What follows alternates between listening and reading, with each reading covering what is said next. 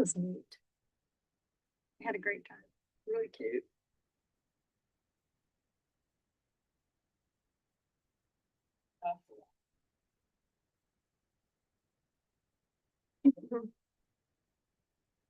Wow. Big schools, right? It's yeah, it's so good.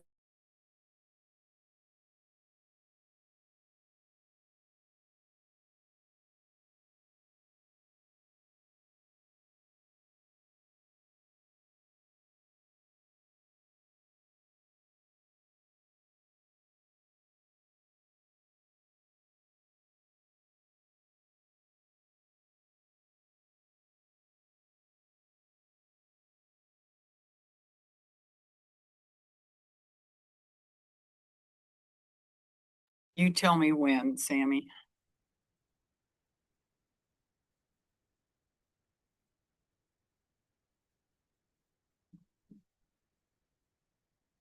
Filtering. Yep. That's the Okay. I will call the June 9th, 2026 Urban Renewal Agency meeting to order at 6:03. Tonight's meeting will be recorded and live streamed. Please make sure your microphones are on and that you're sitting close enough to them that your voice is recorded. Sammy, would you call roll, please? I will. So tonight you're all directors for the URA. So we have directors Myers, Here. Smith, Here. Engelbretson, Here. Bell, Here. Lyman, Here. Wells, Here. Bauman. Present. There is a quorum. Thank you very much. Is there anyone signed up to provide public comment tonight? There's not. So the usual URA, I'm sorry, URA business items. We have the budget hearing for resolution U 2026-01, a resolution adopting the Urban Renewal Agency budget for fiscal year 26-27 and creating expenditures and appropriations. I will now open the public meeting at 6:04. 6:04. And we'll hold the budget hearing for the resolution U 2026-01. Staff report will be presented by Mr. Hanks. Thank you, Mayor and Council. This is, the Urban Renewal. You meet as directors 2 times a year, typically, and this is one of them. The Urban Renewal Agency requires its own budget because it is a separate entity. It also has its own audit, as you see in January. So this budget, as a URA director, is limited to the urban renewal budget. And so in the packet, there's a budget message and a very straightforward financial tables that outline the proposed expenditures and revenue streams. The revenue streams is limited to one thing, which is property taxes for the boundary of the urban renewal, as pulled out from the standard property taxes for the city.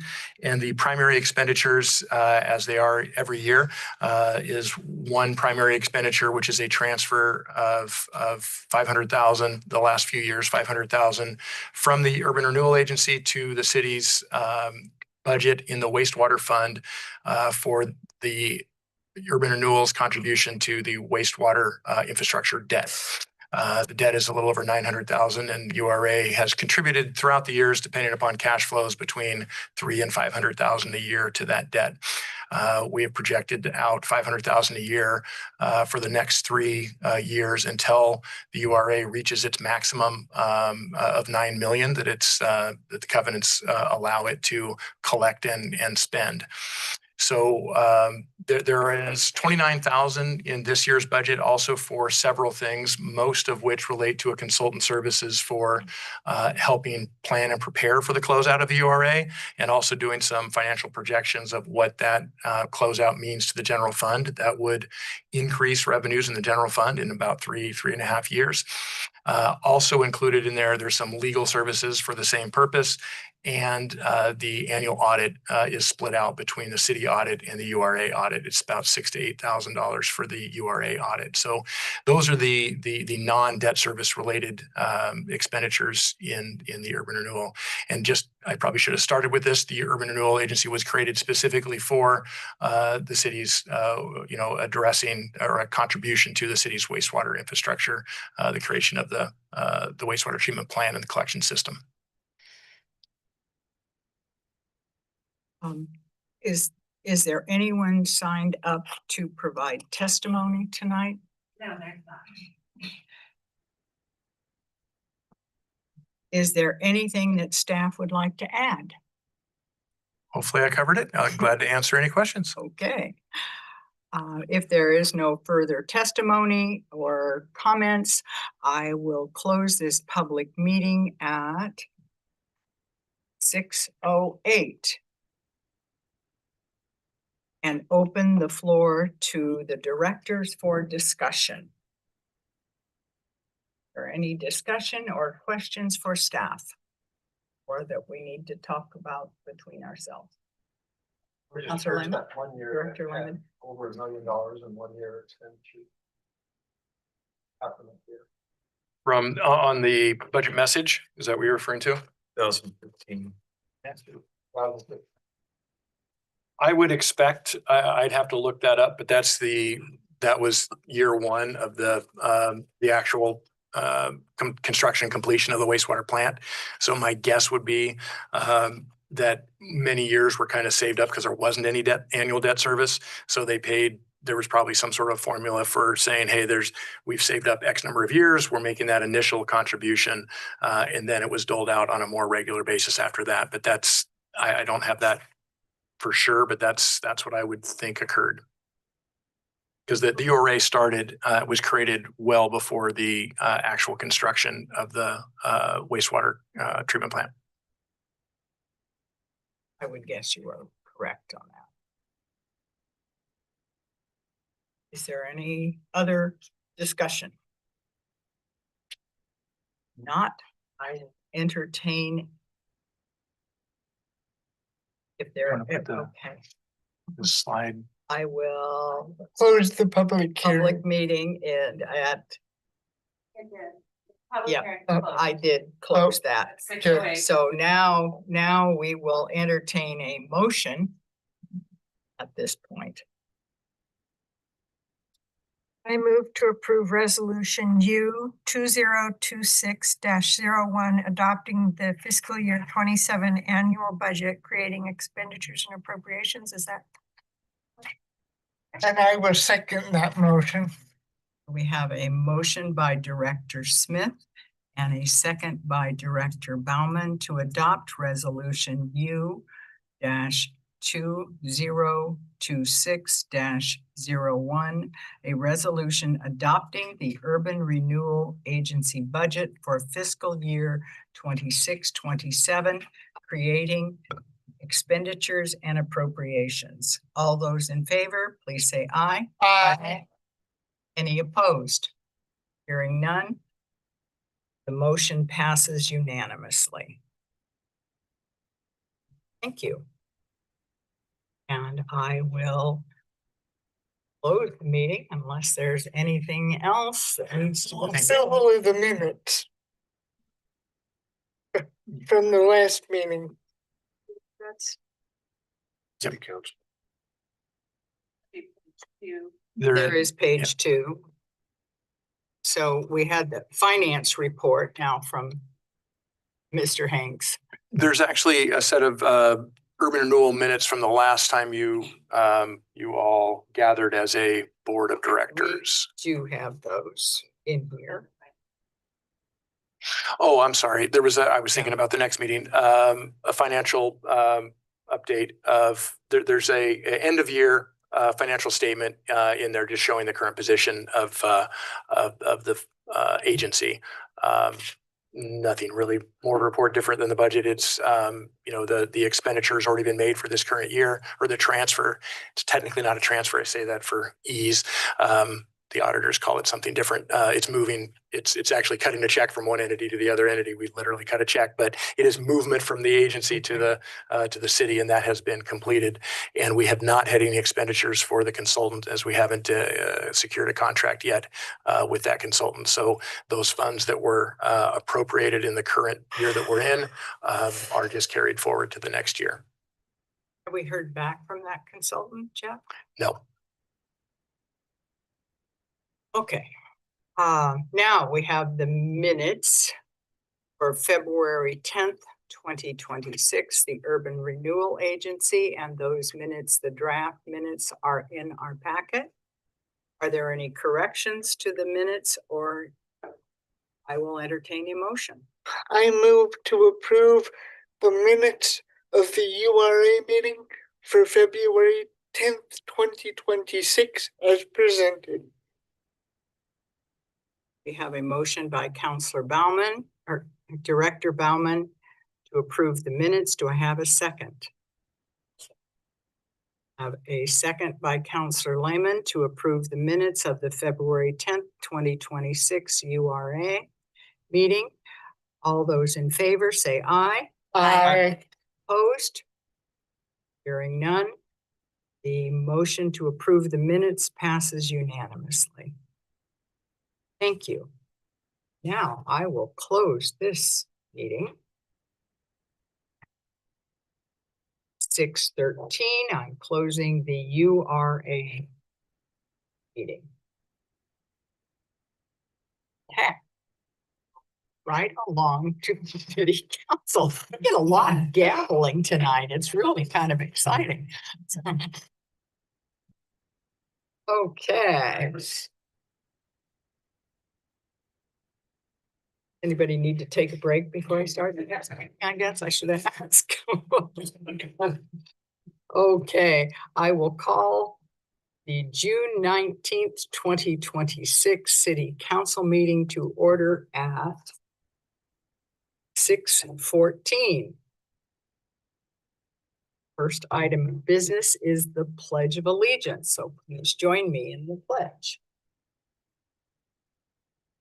Pledge allegiance to the flag of the United States of America and to the republic for which it stands, one nation, under God, indivisible, with liberty and justice for all. Sammy, would you do roll call, please? Yes, Mayor Bell, Here. Counselor Bowman, Present. Council President Engelbretson, Here. Counselor Lehman, Counselor Myers, Here. Counselor Smith, Here. Counselor Wells, Here. and there is a quorum. Thank you very much. Are there any proposed changes to the agenda? We do have a few things you guys have in your red folder there. The first one is the last thing that Megan just handed out. It's the Coburg Loop Path presentation from the students here from U of O. So that'll be under agenda item 4. Then there is the local option levy report that falls under agenda item number 13. And the city administration staff report, which is agenda item number 11. There's one mistake on the agenda. It's correct in your staff report and on the resolution, but on resolution number 2615, the fiscal year at the end of it should be 26-27. Okay, thank you.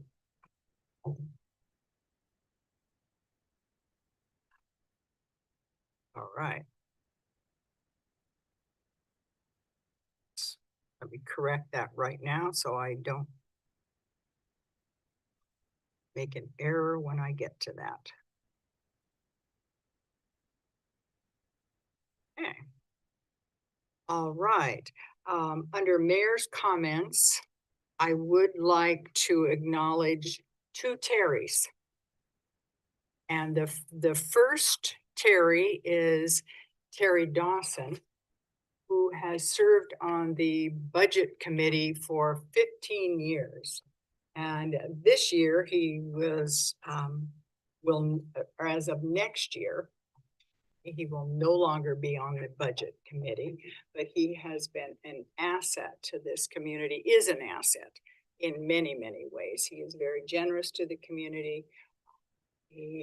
I believe, and Counselor Smith, you correct me if I'm wrong, but I believe he donated the loop path signs on Booth Kelly Trail. He donated the signs. He also helped get the research and the design.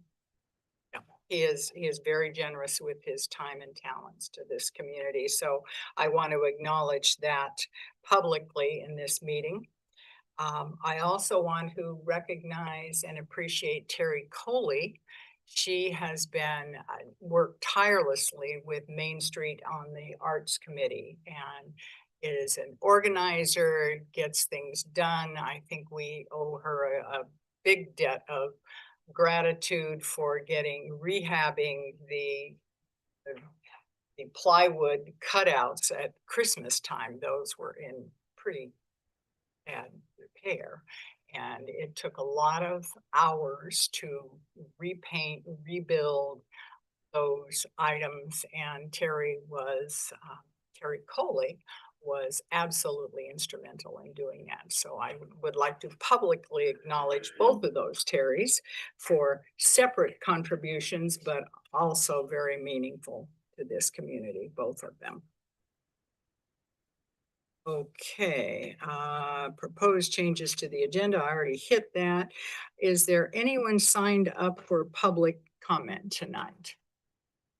Yes, we have two people signed up to provide testimony tonight. And the first one, I want to go up and, yeah, Jeannie, yeah. Yeah, just right there. Make sure red light on. It's green. Okay. Hi, I'm Jeannie Morneau McKibben. I'm here with little brother Joe. And we were very pleased, and we sold my mom, Julia Morneau. We sold her property to the city in 2020. And Thanks, Joe. the only thing we really requested that be done, and we are so pleased with what we did with the city and the way we worked with you guys. You were outstanding. But we asked to have a park in Mom's name, Julie Morneau. Mom did so much for the city and worked here, whatever she could do. But and Ann Heath worked with us through all that, and we thought it was going to be, and we understood it to be within 2 years. Well, that's been 6 years. And I have been informed through my brother that now it's been put off till 2030. I am here to say, please do whatever we can to go back to the agreement we made and have the park put in. It is something that I hope to see in my lifetime, and the rest of the family that donated this to us, to you guys. And I just feel like we're being kind of pushed off to the side, and I don't want that to happen. And we want to keep the relationship we have with the city of Coburg.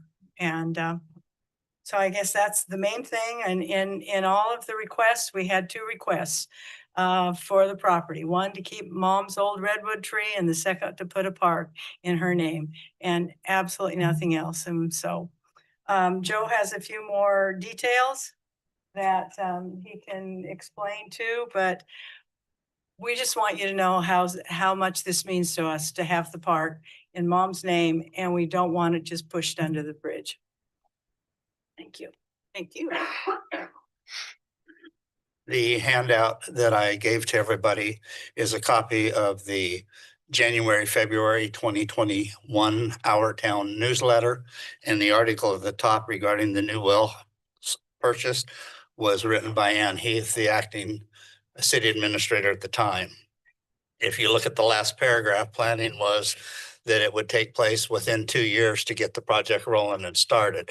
The only reason it didn't start immediately, as it was agreed into the original contract, was we carried the contract for 2 years for the city because they didn't have the money to pay us up front.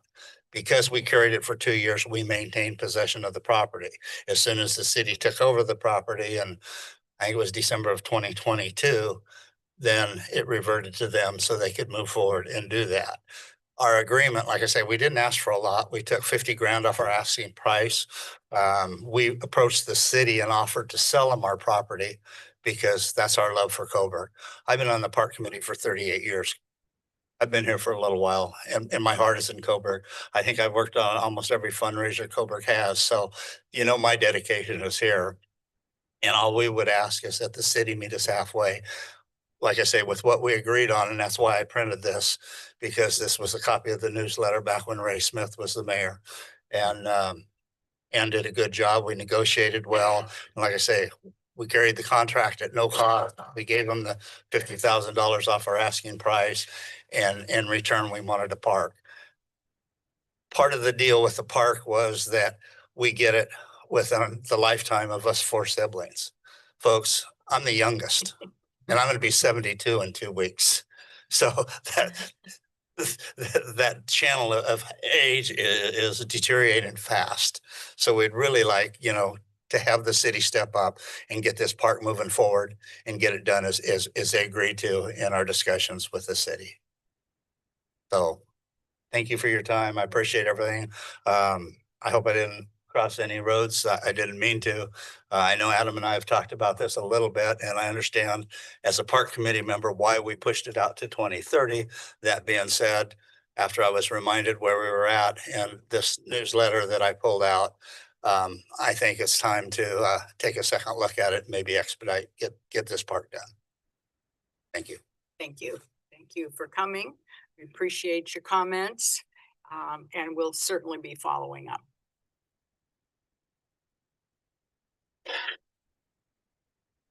Is there anyone else signed up to speak tonight, Sammy? There's not. Okay. Counselors, we now are on to the consent agenda. In the consent agenda, we have the minutes for May 12th, 2026 City Council meeting and the May 26th City Council work session. So if there are no changes or additions to those, and we can accept those and move on forward. Maribel, that being the case, I move to approve the consent agenda as presented. We have a motion by Counselor Bauman and a second by I'll second. Counselor Engelbretson to approve the consent agenda as is. Thank you very much. All those in favor, say aye. Aye. Any opposed? Hearing none, the motion passes unanimously. Thank you. And now we have yet another special, guests. But first of all, Miss Winner is going to introduce the group and the concept of the Coburg Loop Path project. Yes, thank you. Good evening, Mayor and Council. It is my pleasure to introduce to you our spring term student consultant team from the University of Oregon. Aniko will be speaking, I think, a little bit more about the program itself. But I just kind of wanted to talk a little bit about what their scope of work was. And just a little reminder, you may recall the fall term team did part 1 of this Loop Path project, and they completed a current conditions assessment, which resulted in a couple new maps that we have of different segments of the path that have been developed, since none of that work has really been conducted since the original implementation plan that was done in 2009. So the fall team provided us kind of a baseline foundation of where we are currently. And our spring team has really been focused on some community engagement efforts, and I will let them dig into more about what they did and found out. But they were able to conduct a focus group with the Park Tree Committee, as well as deploy a survey that had a really great high response rate. So with that, I welcome back the UO student consultants and Annika.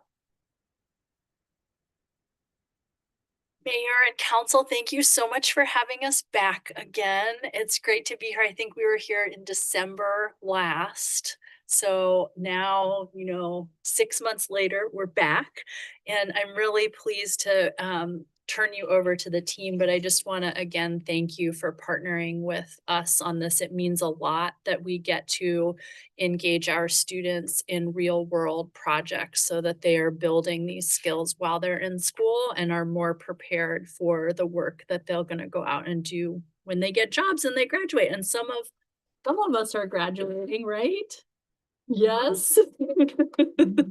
So this is an exciting time for them to be able to showcase the work that they've been doing. And we're excited to dig into it with you and welcome your questions after their presentation, because they did some great work this term. So I'm going to stop talking and turn it over to them. And they've got some slides to share with you, and then we can have questions. Well, we're also very excited to hear this presentation and for the work that they do. It is appreciated. Do we have a clicker? Got it here. Okay. Yeah, we're good to go. Thank you. Way ahead of you, Annika. All right, so thank you to Annika and Megan for introducing us. And again, just thank you guys for pursuing this partnership with the university. This has been a great experience for us to get to work with you all on this project. My name's Easton. I'm a 3 p.m. student graduating this term. And I have Erin, Megan, and Anna back here behind me. All right, so just to go back over that statement of purpose again, you guys pursued this partnership in the fall for the team to assess the implementation of the Loop Path Plan and how effective the amenities have been placed along that path. Our project is focused on community engagement. And so with that in mind, our research question puts the values of the Coburg community and your residents at the forefront of our work. Through our project, we had a couple different steps. These first two are the fall team's work. They documented and analyzed the current conditions of the loop path and how well the amenities have been implemented, and updated a spatial map of those amenities, particularly focusing on directional signage and wayfinding. Our work picked up this term to develop a survey for Coburg's residents to identify which priorities or which amenities they prioritized for subsequent path development. From that, we decided it would be best to develop outreach materials to better inform the community of how the wayfinding works on the path, and that the path exists and that they are more than welcome to use it. And then finally, we provided some recommendations for subsequent developments and partnerships to better implement the 2009 plan. Just as a reminder, the 2009 plan is to be incorporated as developers come to Coburg. It's a long-range implementation that's going to take some time for the full loop to be completed. And the goals for the path are to showcase Coburg's rural character, connect the residents to better recreational opportunities, and improve the connectivity of your community through all the different residential neighborhoods and the historic downtown district. And then these are the path segments that have been completed, accompanied by the map that Paul Term produced. You can see those little yellow dots are the current locations of directional signage along the path. Industrial Way was the most recent addition to be completed with the Trails End Park at the wetlands. And I'll hand it over to. Hello. First, before we get into more of our part, we're going to go over some current conditions that fall I wanted to emphasize. The first was a lack of directional signage. It's hard to kind of know if you're on the path in residential areas. The next was a lack of connectivity, which we'll kind of get into the nuances of that later in the presentation. Overall path maintenance, I know that this is mostly for Booth Kelly. There's some blackberry bushes that have gotten a little out of control this spring. Need for theme alignment. When you're on a theme, when you're on a different segment, it's hard to kind of line the themes with the whole loop path. and then overall updating some amenities. So again, fall term did their analysis of the loop path through interviews with city staff and then site visits. And then they use ArcGIS to create this map that you see on the left. And then again, our group focused on community engagement through a focus group with the Park and Tree Committee and then a community survey. So a little bit about our Park and Tree Committee. We had that on April 28th. We came to the committee and asked them a grounding question, having them think of their favorite trail or city path to kind of keep in mind as they think of improvements for the loop path. Our main activity was having them map amenities. So we gave them little colorful sticky notes and had them put them on the map of where they'd like to see that. I think our biggest takeaway from this focus group wasn't really amenities to add, but how to update the map so that community members are more aligned with it. I think community members had a hard time placing themselves with the maps kind of design. So coming away from that, we added some different wayfinding points to our updated map. We added where City Hall was, and then Trails End Park and Jacob Spores. Going on to our community survey, we launched that on April 29th, and it was open for 3 weeks until May 20th. It was made on Qualtrics. We had the survey take a few different paths of whether community members use the loop path or don't. We found that 10% don't use the loop path, and they were asked if they ever would in the future, and then if so, what the city could add to make them use that path.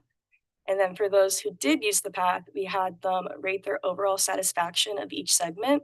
And then we also had them pick their top 3 amenities they like on the path currently, and then their top 3 they'd like to see the city invest in the future. Then we also gave those who used the path and didn't use the path space to have short answer open responses. Now we'll get more into result. Like Megan Winter said, we had quite a bit of responses. The survey was only out for 3 weeks, so 82 is way more than we were anticipating. So thank you for that if you did take the survey. So 40% use of the results of the people who took the survey used the path 5 or more times per week, quite a bit. Booth Kelly being the most used. And then 70% of our respondents were aware of the loop path plan. Like Anna was saying, we have a graph here showing the overall satisfaction of each segment of the loop path. A lot of blue, meaning everyone's pretty much pretty satisfied with where things are headed here. Booth Kelly being the most used once again, and the Industrial Way bike path there was pretty popular. So here's a quip on the amenity satisfaction. Overall connectivity was our top rated, most satisfied. Shade and trees on Booth Kelly in particular, and then trash cans and waste disposal. And then, sorry, I'm kind of flying through here. And then here's some improvement opportunities. Lack of connectivity being the top one. That was an interesting finding. Lack of connectivity, meaning I think most on Industrial Way was where the lack of connectivity was taken into consideration. And then the lack of shade and trees. We did have some free responses stating that more trees on Industrial Way would be needed. There's a really nice bench there. There's some separation from the road where the semi trucks go by. It's a really beautiful part of the path. And it's recently, I think it's the newest part.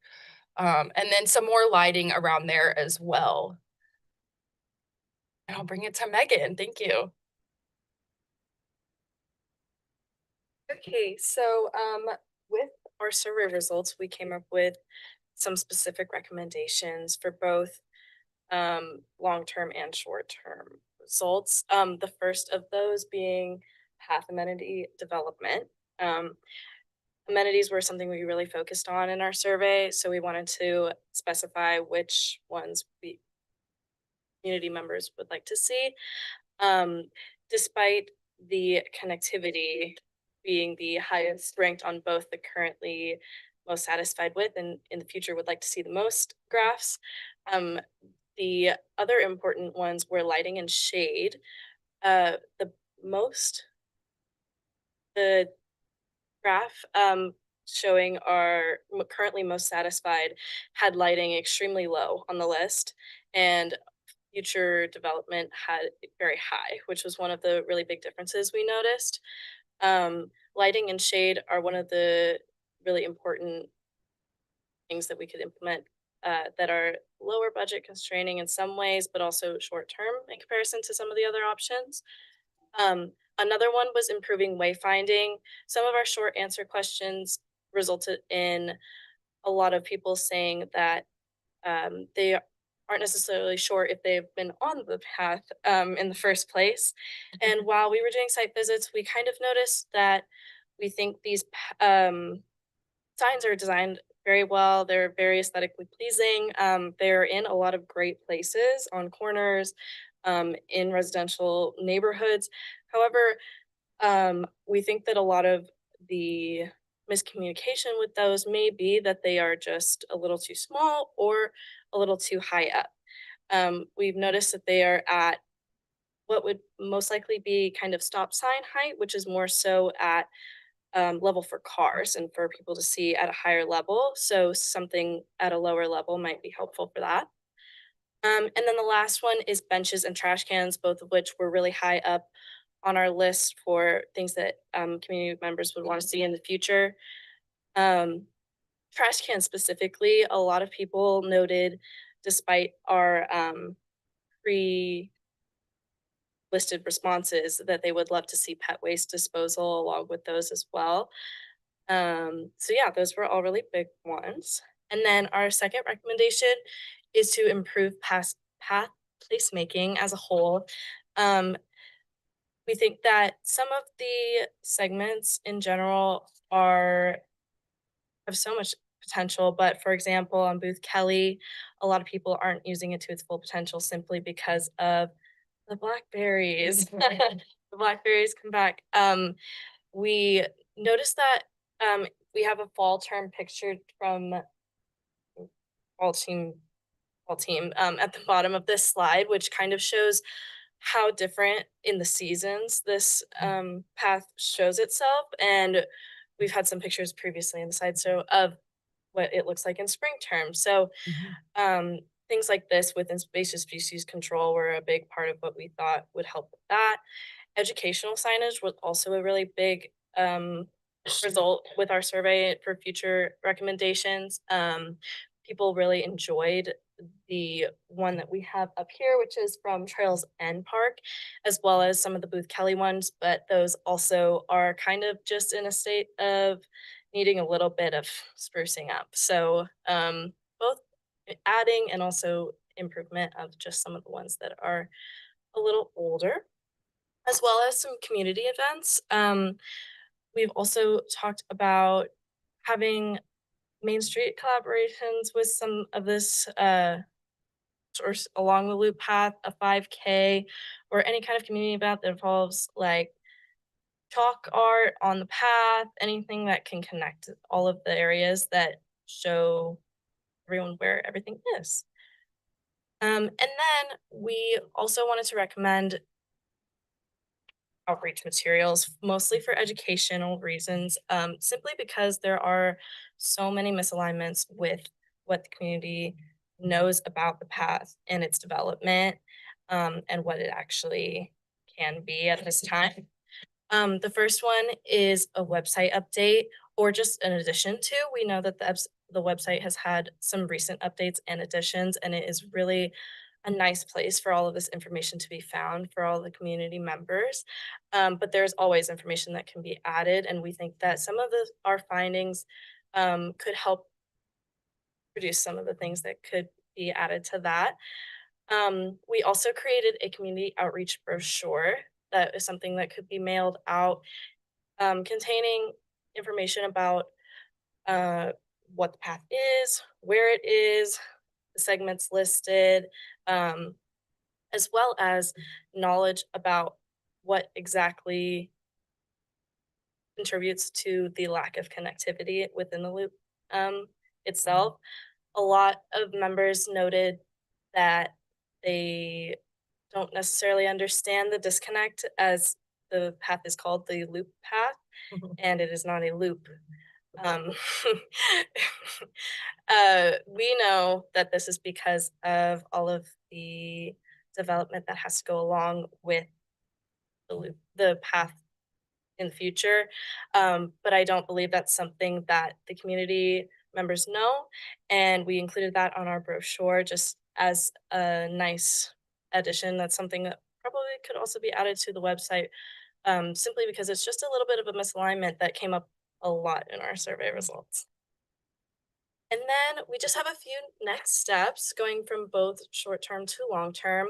The first of those is to pursue volunteer partnerships, either through the Boy Scouts of America, or we know that you guys are kind of restructuring your volunteering system as a whole right now. I think that's a great opportunity for adding to things like taking the blackberries out safely and having any of those small like signage creations done for design teams and things like that, which kind of leads me into my next point.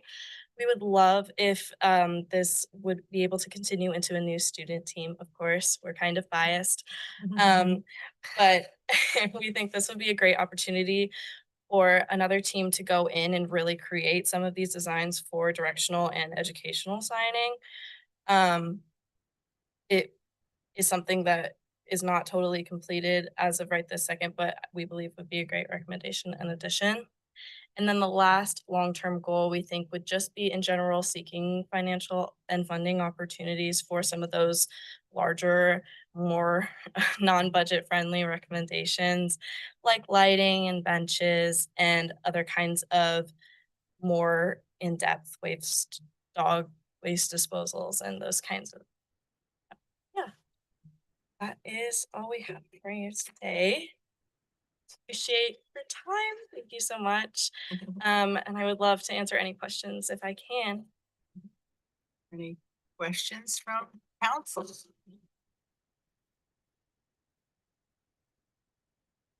Question, or, I mean, a comment about the lack of this being actually a loop. I'm sure you heard that a lot. It would be nice to have something out there, maybe on one of the placards that we have on the path, showing what is proposed as ultimately the loop. Kind of bringing, it's a little unfair to the property owners that are a little bit of a log jam, but it would be nice for people to understand that this is ultimately what we would like to do. That was a good observation, I thought. I have the same observation of that. Where is this loop eventually going to be? That's a really good point, and I would really think that would be great to include in the brochure. So yeah, thank you. It's alignment. What is the total length of the piece and post?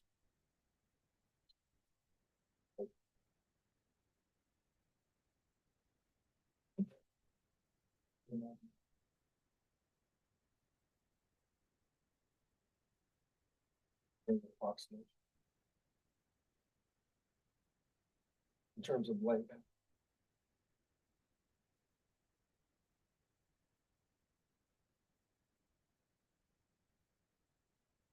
Like 2 miles, 3 miles, 4 miles. Well, I think it's more than. it's, yeah, it's gotta be around, somewhere around 5 to 6, I would guess.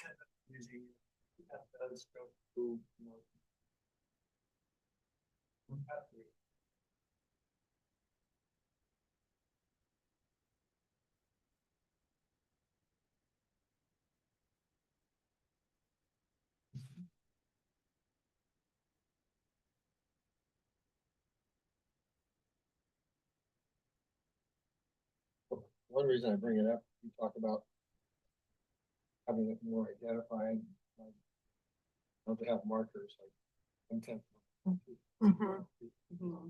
would give people a visual, both directionally and there's a little bit of that on the.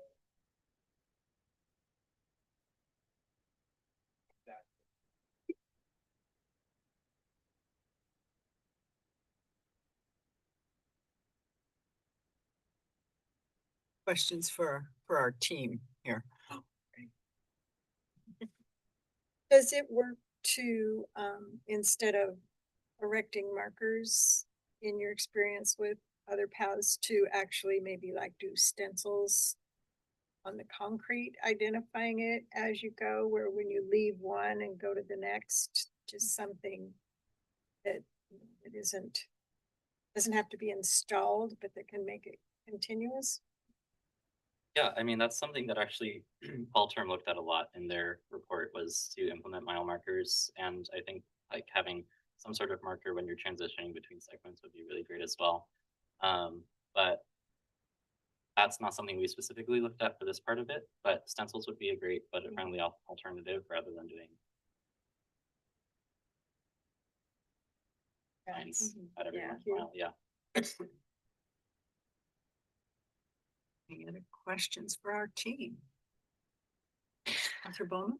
And in terms of the development of the survey and the results that were ultimately collected, did anything surprise you in terms of the in responses that you got, in terms of, did you collect telemetry in terms of age, that sort of thing? Who is using it? Is it young mothers? Is it children? Is it senior citizens? Yeah, so we actually had many more questions than we were able to fit on this slide. A lot of them revolved around how you use the path. So we got lots of results with whether people are walking, biking. We gave them the option of skateboarding, scootering, running, or dog walking was a really big one. Most of those results were walking and dog walking. We also had demographics, which for age, they weren't required to answer, so we didn't get as many answers as we did for other questions. However, most of them were 40 to 55 was our largest percent. And then other than that, I believe it was older. Yes. 40 to 55 and then like 60s. And then it was like a huge 40 to 55 and then 30s to 60s. 30s to 60s use the path most often and most frequently. As far as surprises go, as far as results, the connectivity part really surprised me. It's like, what would you like to see improved? Connectivity. What was your favorite part? Also connectivity. So that was like a little hard to decipher there. But I think it also depends on like the part of the path that they were using. I think there's a little loop over here, Kelly, and then you kind of go up to Industrial Way. That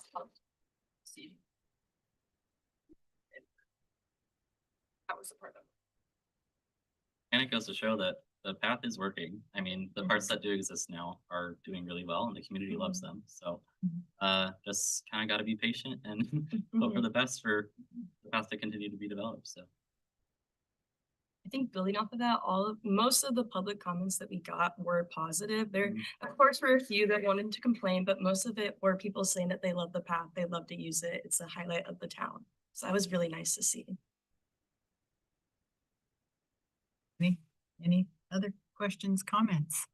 Well, thank you very much. Thank you. This is extremely helpful, and I can only speak for myself, but I would love to have a continued partnership with the next group that comes along. So you guys have done a tremendous amount of work, and it really, you give us a lot to think about and ways forward.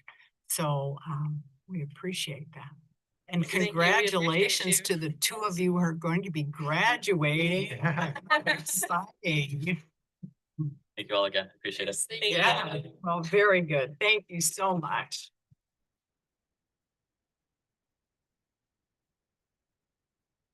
Oh, well, how do we top that? Yes, Counselor Smith. I think the biggest surprise to me is how few of our young people take advantage of the bike path and the loop path. I'm surprised at the fact that there aren't more younger people using it, more of our middle school, elementary school kids, you know, that the demographic surprised me for use. Perhaps they just didn't do the survey Okay, that makes sense. because Thank I you. didn't get this. Did you get Yeah, this? it was on the there was a QRs. QR code on the paths and then there were paper copies, I believe, here in city. Okay. And we did a Facebook post and a Right. city website news item. It was a short period of time, so I think to get that number of responses was 82. huge. That was great. So Mayor, maybe just to add for next steps, clearly we have lots of great ideas for future partnerships and projects and trying to organize those projects. But the full report will also go to the Park and Tree Committee. You know, they were part of this early on. And so just the timing of a term, you know, that we had that as the focus group and then presenting to council, but there'll be more follow-up. And one of the things we're doing at Park and Tree right now is just kind of starter kit or reviving something that was in place a little bit before, is really looking at inventorying enhancements and you know, capital, small capital, kind of like we're doing with streets, this major maintenance / small capital that, you know, we've been really talking about Pavilion and the large project there. We had the big loop path grant that expanded North Industrial. But what we haven't done, at least in my time, and Councilor Smith mentioned that this had been done in the past, trying to make some lists of small and medium-sized amenities for each of the parks. You know, Loop Path basically is like a park. You know, with Kelly can kind of be its own a little bit, but really looking at prioritizing, you know, coming up with lists, prioritizing those. Because we, you know, as we saw from public testimony, as we know from the new park and the new subdivision, as we talk about, all of these things are great to identify. We just need to lay out a system by which we inventory it all and we start prioritizing it so we can really smartly start moving, you know, on them. You know, and they just cost way more than everybody thinks to do even the little stuff. You know, we've, you know, the fountain replacement at Norma Pfeiffer, that's a $6,000 to $8,000 replacement. Those are, you know, and we've talked about budgeting in parks and what we do to do maintenance. We don't have much at all allocated, or do we have revenue streams allocated to these kind of enhancements? So that's a Park and Tree thing that we just barely touched on last meeting. I think that'll be moving on through the year in parallel with the design work, initial concept work for the new park in the subdivision. I think that's going to end up being a significant and really valuable project, and all of the stuff that the team here put together can flow right into that inventory document and a prioritization exercise. Really a mini CIP for parks, a park specific CIP, you know, is really what we need to have, because then we can figure out what should we be going for grants for. You want to go for grants that match your higher priorities. You don't want to chase money just cause, and if it's something that isn't a high priority, things get kind of all jacked up. So, you know, this feeds right into that with Park and Tree Committee. And then obviously that stuff, you know, makes its way to council. And aggressively thinking it'd be awesome if that could come with the main CIP that we bring to you in you know, December, January timeframe, where there's an adjunct park CIP. We'll see. We have a lot of things on Park and Tree that we've talked about, and then other things sneak in there month to month also. So we'll see if we can get there, but that's the goal. Good. Well, it certainly makes sense to develop a plan. We're more likely to meet a goal if we have some plans in place. So I'm all for that. Yeah, and I can't speak for everybody here, but I would bet that we all agree with that. So, yeah, we'll actively work with you on that. Okay, anything else? If not, I will move on to the public hearing section for ordinances and resolutions. And I will open the public hearing at 6:56 and hold the budget hearing for the resolution 2026 12, a resolution certifying the city of Coburg's eligibility and election to receive state shared revenues for fiscal year 26-27. Oh, I can't imagine we're gonna say no to that. The staff report will be presented by Mr. Hanks. Yes, thank you, Mayor. Yes, this is a state required process by which we handle part of it in the budget committee process. We had a hearing to declare our eligibility and ensure that the budget describes where those funds would go and what they'd be used for. So we covered that real briefly in the budget committee. This step in the process is to finish it, which is to have a council approved resolution that basically memorializes that we meet the criteria by having the required minimum number of services, and that we would like those revenues. And you're right, it would be strange. I don't know of a council who is anywhere in the state who has said no thanks, but maybe there's some strings attached to some that I'm not aware of. But the revenues associated with this, we talked about at the budget committee, and it's in the staff report on page 10 of the packet.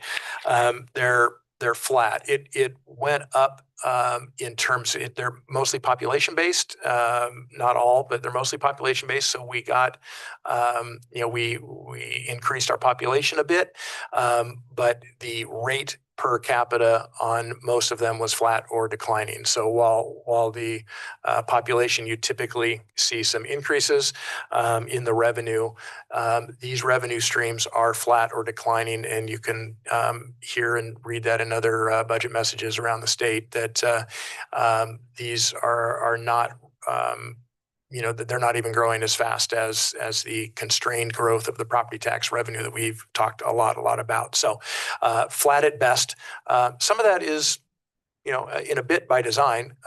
If some of these, behavioral punitive taxes work, the revenues go down. If people don't smoke cigarettes anymore, then cigarette tax goes down. So, and liquor is a similar. So some of them are by design, and then the Highway Trust Fund revenues are somewhat wrapped into the larger ODOT transportation funding packages that are still yo-yoing around, and that's TBD on that. So in a way, that's fortunate that it is what it is right there. I would say being flat or slightly down is better than it being significantly moved around and not being allocated out to cities at all. It's one of those glass half full kind of comments. So with that being said, that's this resolution completes the process for state revenue sharing and ensures that then we submit this, and those funds are real soon in July. Those funds come into our account through local government investment pool transfer. Thank you. Is there anyone signed up to provide testimony? There is not. Counselors, are there any questions for staff before deliberations and motions? None?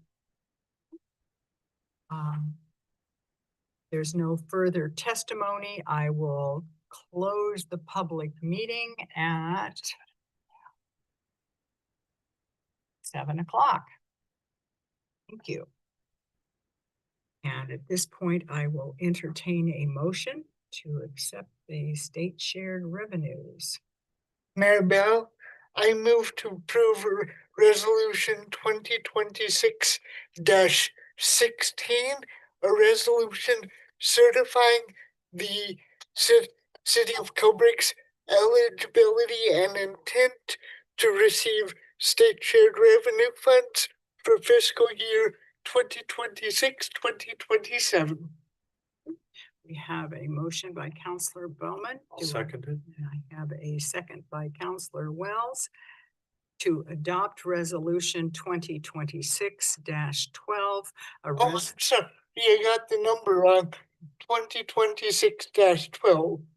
So, Oh, yeah, thank you. Thank you.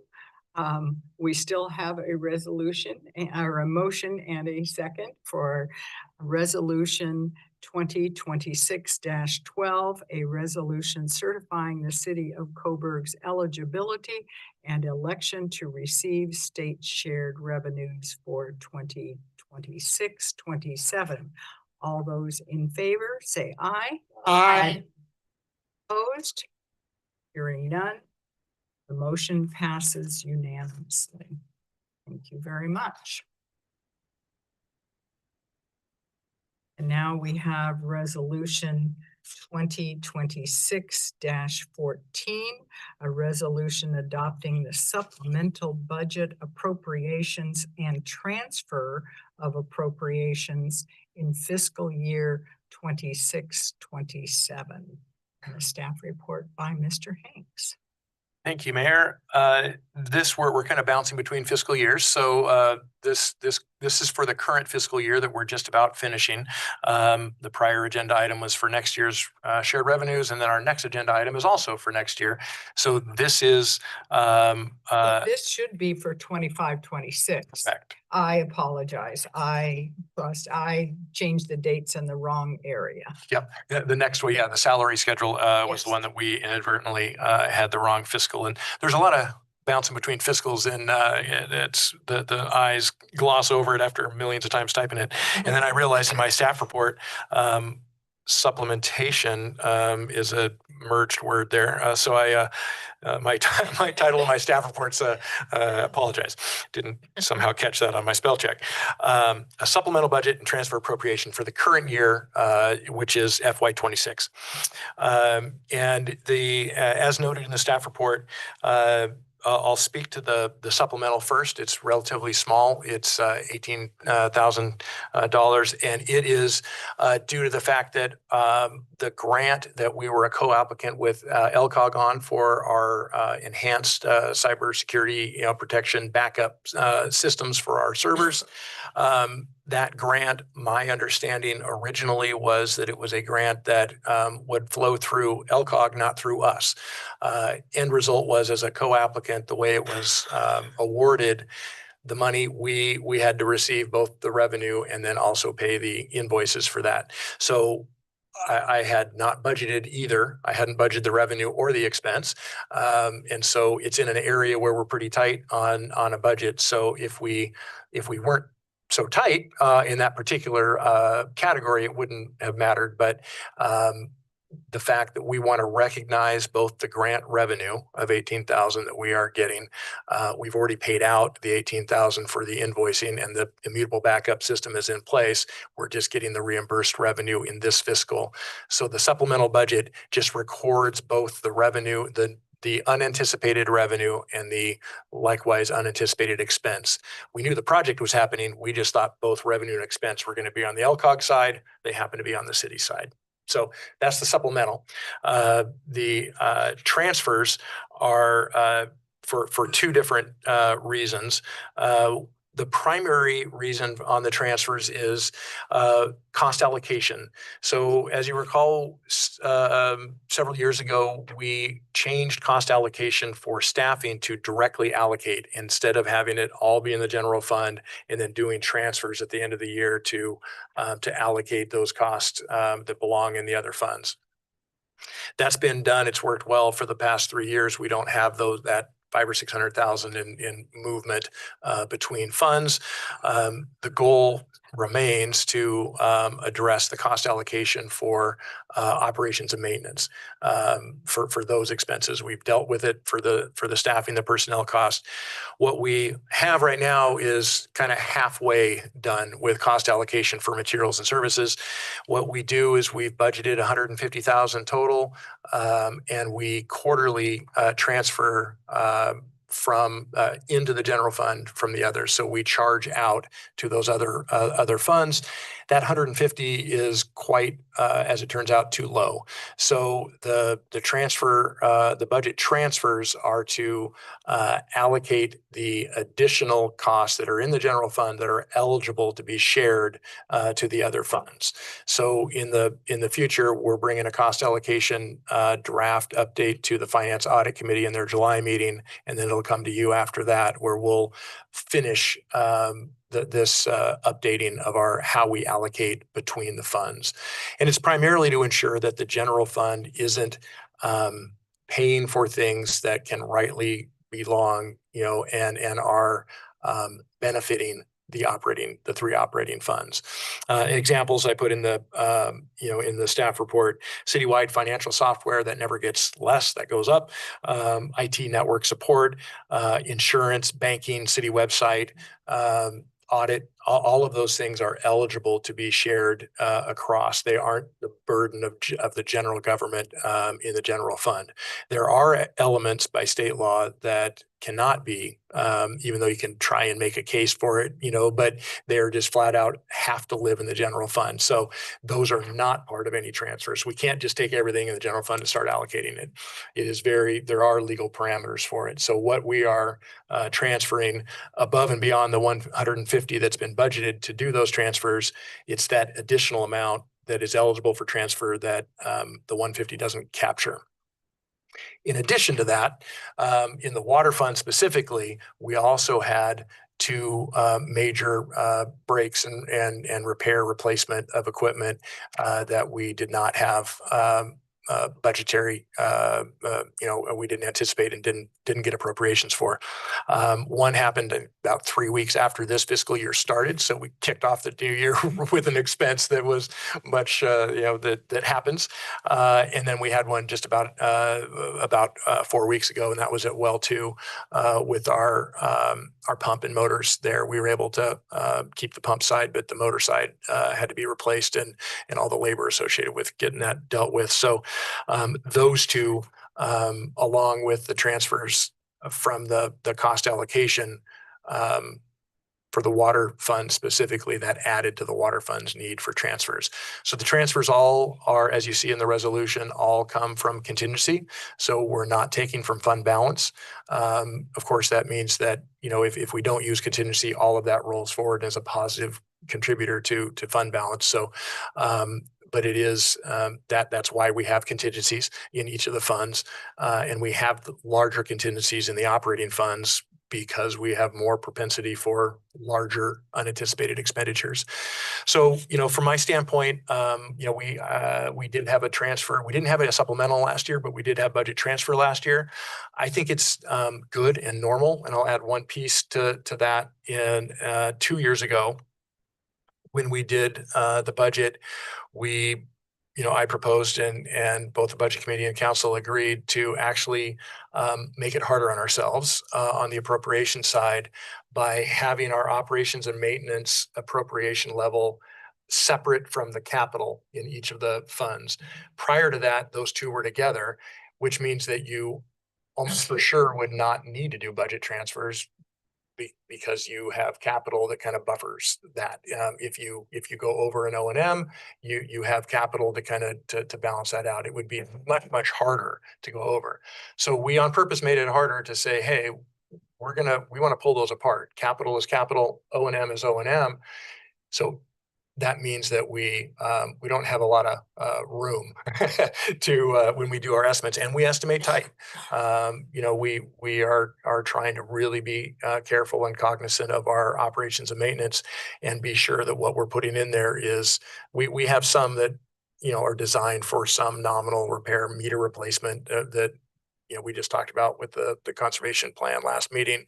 Some of those, when a meter goes bad, we have to replace it. Those are relatively small dollars. So we tried it in O&M budget for kind of one to 1.5 major-ish, repair in the water system.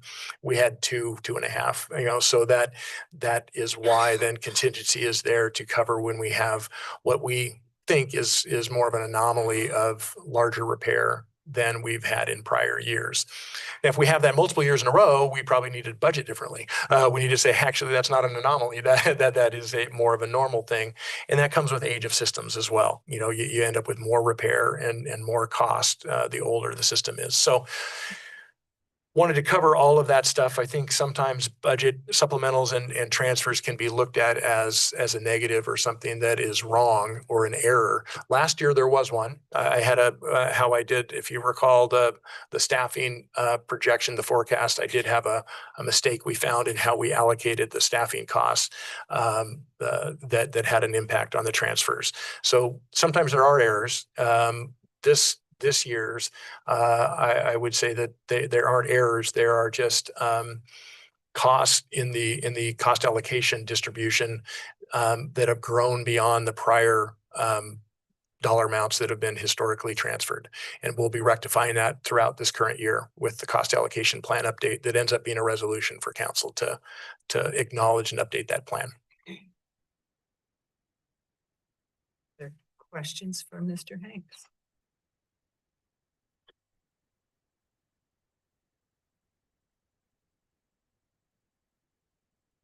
Counselor Lehman to come back in the room. If he has a question. I'll ask a question. Oh, Counselor Hanks.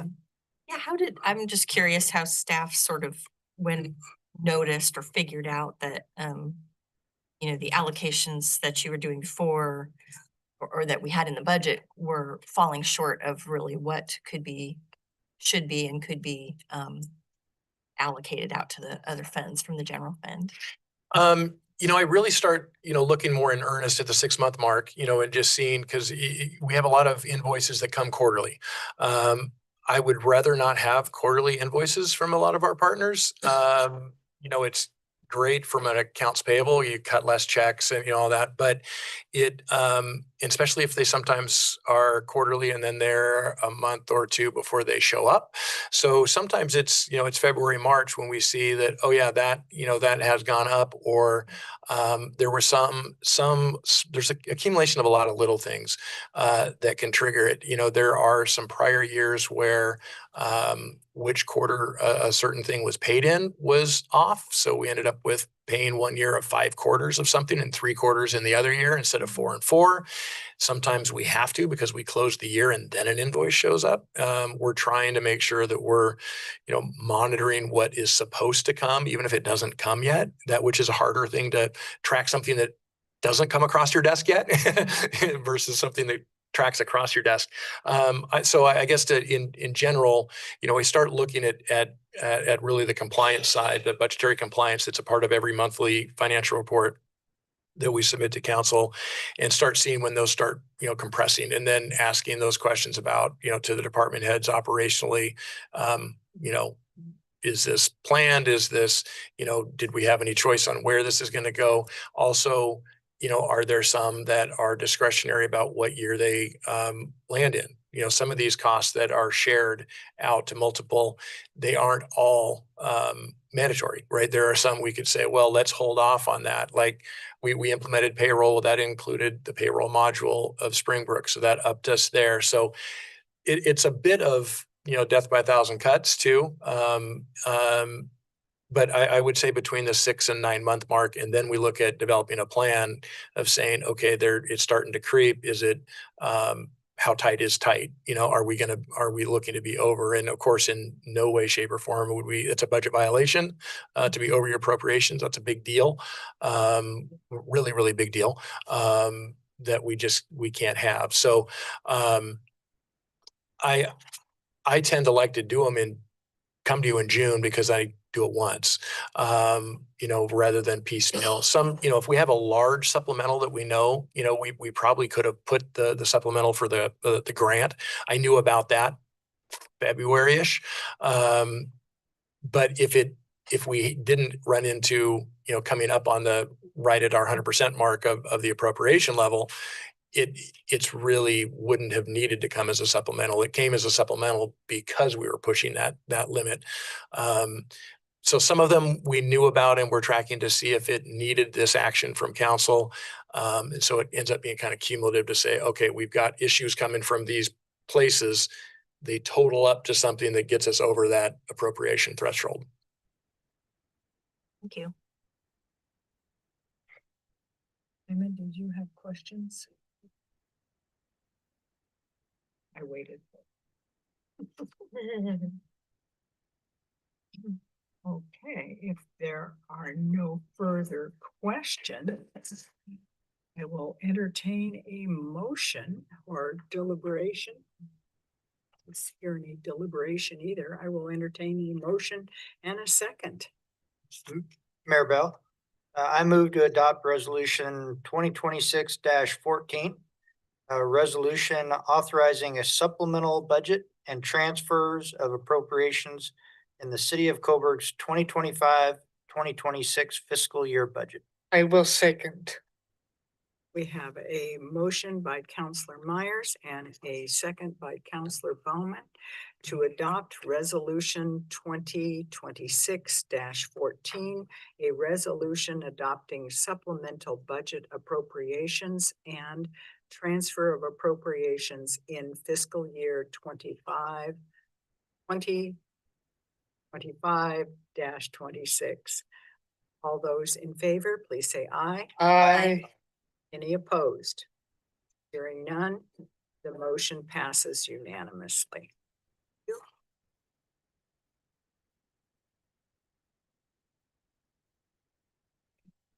Moving along, I think the next is the resolution adopting the salary and classification schedule for fiscal year 26-27. And we have a staff report by Mr. Hanks. Yes, thank you, Mayor. This is another item that it has been included in the budget process. It was presented in the budget assumptions at the opening budget meeting and was part of the actual budget book as the proposed salary schedule that we based and forecast the upcoming budget, the personnel cost on. The charter and I think best practice in addition to, but the charter also requires that it be independently reviewed and adopted by council. So it's every year comes to you as its own independent resolution at the same time as budget.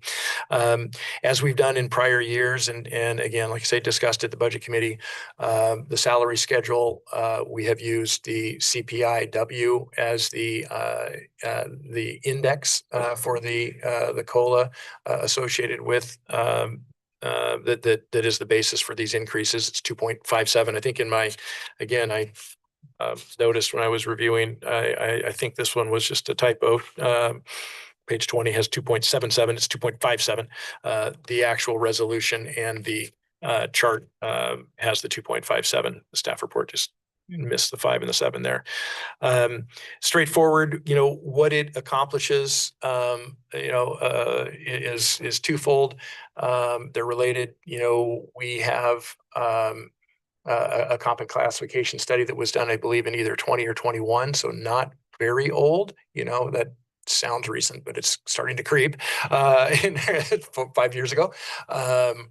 But still, very valid timeline, for a compensation study. And the goal with CPI-based adjustments is to ensure that schedule doesn't erode, and fall way behind. And the challenge, of course, when that erodes, is challenges in recruitment and retention, both. And I would say they're equal parts challenging to all cities right now. We, as much as we would love to set the market pricing for staffing, we're in a competitive marketplace in the region, and it's challenging. We are, we'll talk about it in the city administration report. We're in finalizing a recruitment now. We had a public works staff person resign last month, and so we're completing the recruitment for a new person, and it's challenging. We really it's about impossible to start somebody at step 1 of any of our steps. We are not we are barely competitive, I would say. We have other things, that we clearly have to offer. I'm not, money is not the only thing. So surveys and staff, it's very proven that money isn't the only driver. A lot of other things contribute, but this helps us stay somewhat competitive and maintains our current staff as well as gives us some tools when we're recruiting. And again, we have indexed it the same in the last 3 years.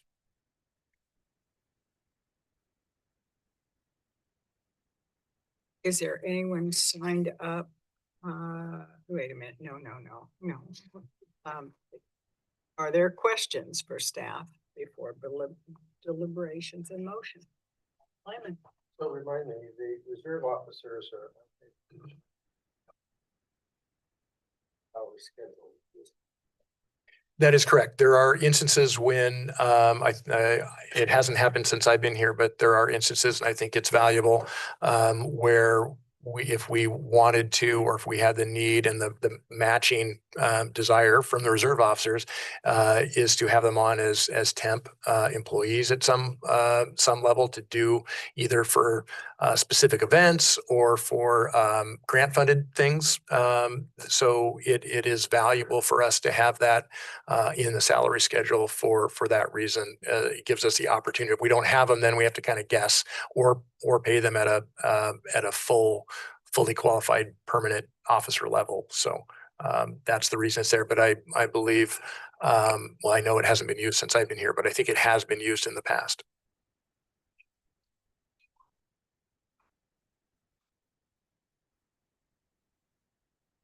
No, it doesn't generate a budget line. So this is the salary schedule comprehensive. We don't have people in all of these positions. So if we either have or are proposing some hours of any paid staff, they have to fit in one of these positions and one of these steps. But because it's here doesn't automatically mean anything is in the budget.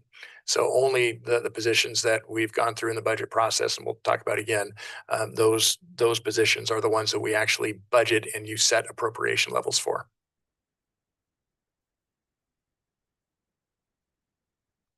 Anyone else? Questions, comments? If not, I will entertain a motion. I move to approve resolution 2026-15 titled "A Resolution Adopting the Salary and Classification Schedule for Fiscal Year 2026-27. I will second. We have a motion by Counselor Wells and a second by Counselor Bowman to adopt resolution 2026-15, a resolution adopting the salary and classification schedule for fiscal year 2026-27.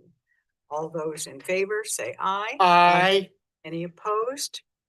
Hearing none, the motion passes unanimously. The next item on the agenda is the budget hearing. And I will open the public hearing at 7:24. And hold the budget hearing for resolution 2026-16, a resolution adopting the City of Coburg budget for fiscal year 26-27, creating appropriations, setting the tax, imposing the tax, and categorizing the tax. We have a staff report by Mr. Hanks. I love the language imposing the tax. Imposing, yes. Yeah. Hold on one second.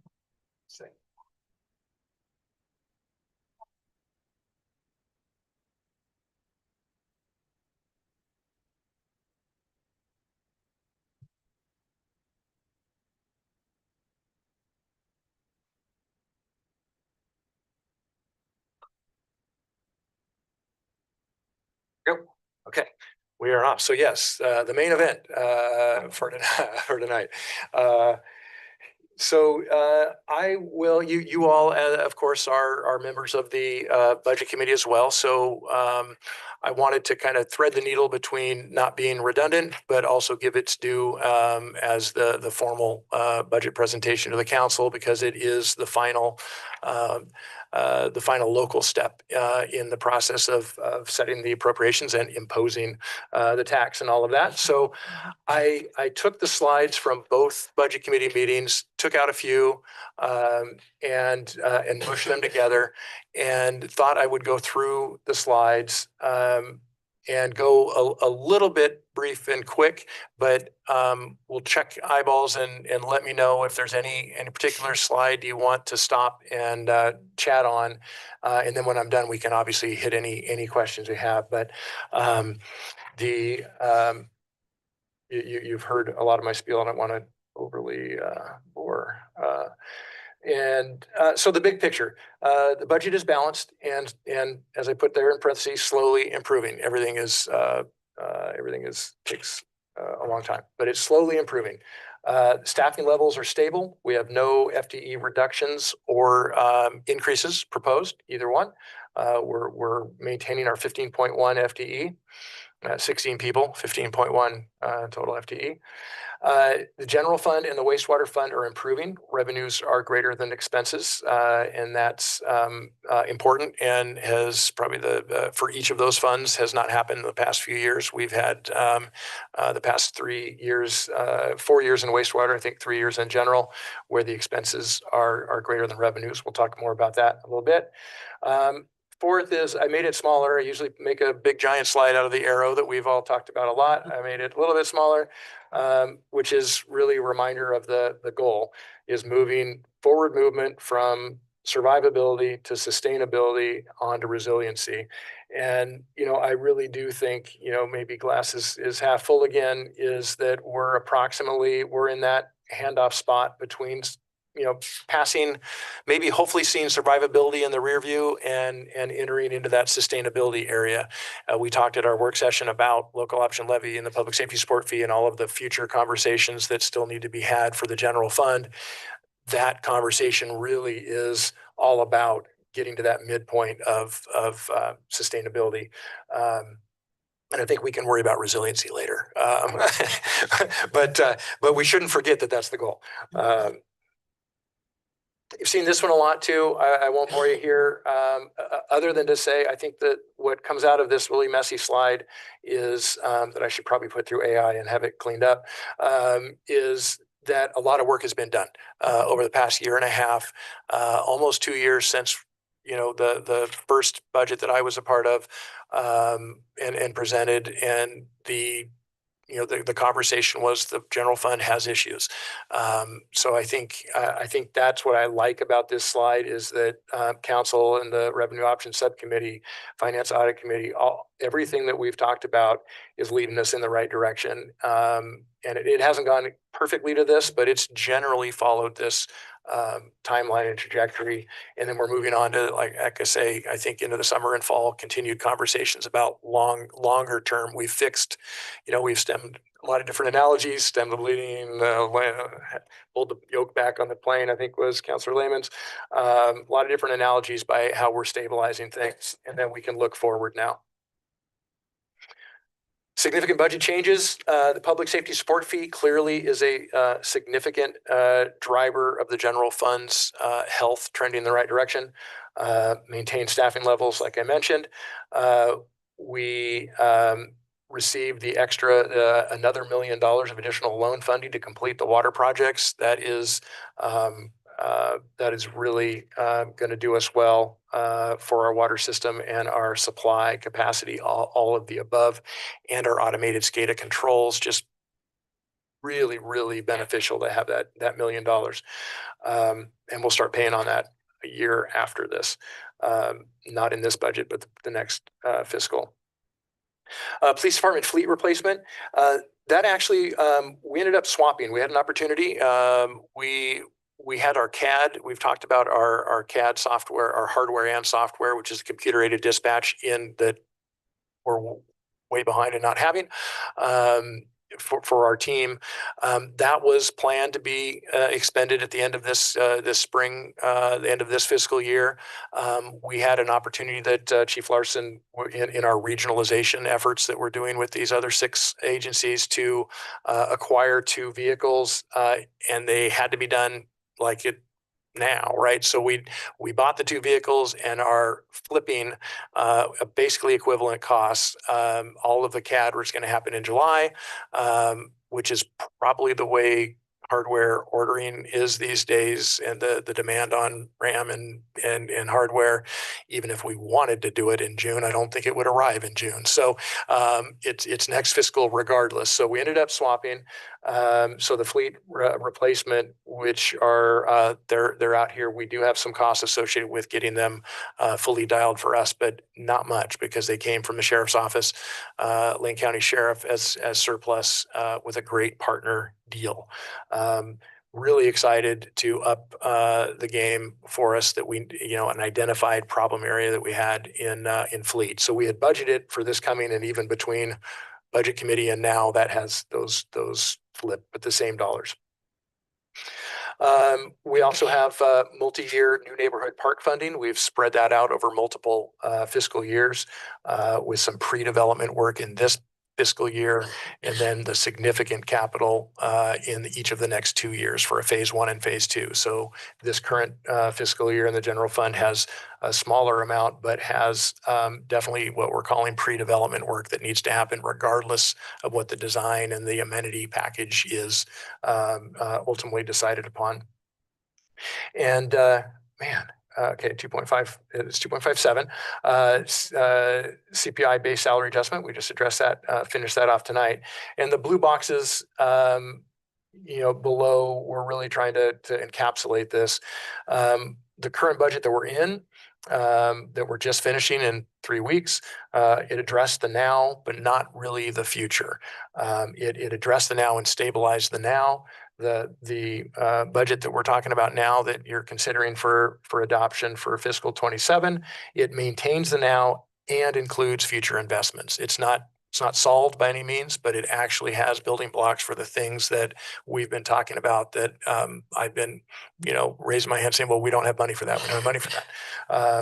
And the parks, CIP is another component of that. We have now the ability to be thinking about those things and planning for them. Budget assumptions, the wage adjustment, the healthcare increase, it actually came in. I just got it from CIS. It was 13.2. I think we'll be, we should be fine still. And the general liability property and vehicle came in a little bit lower than that. So that's good.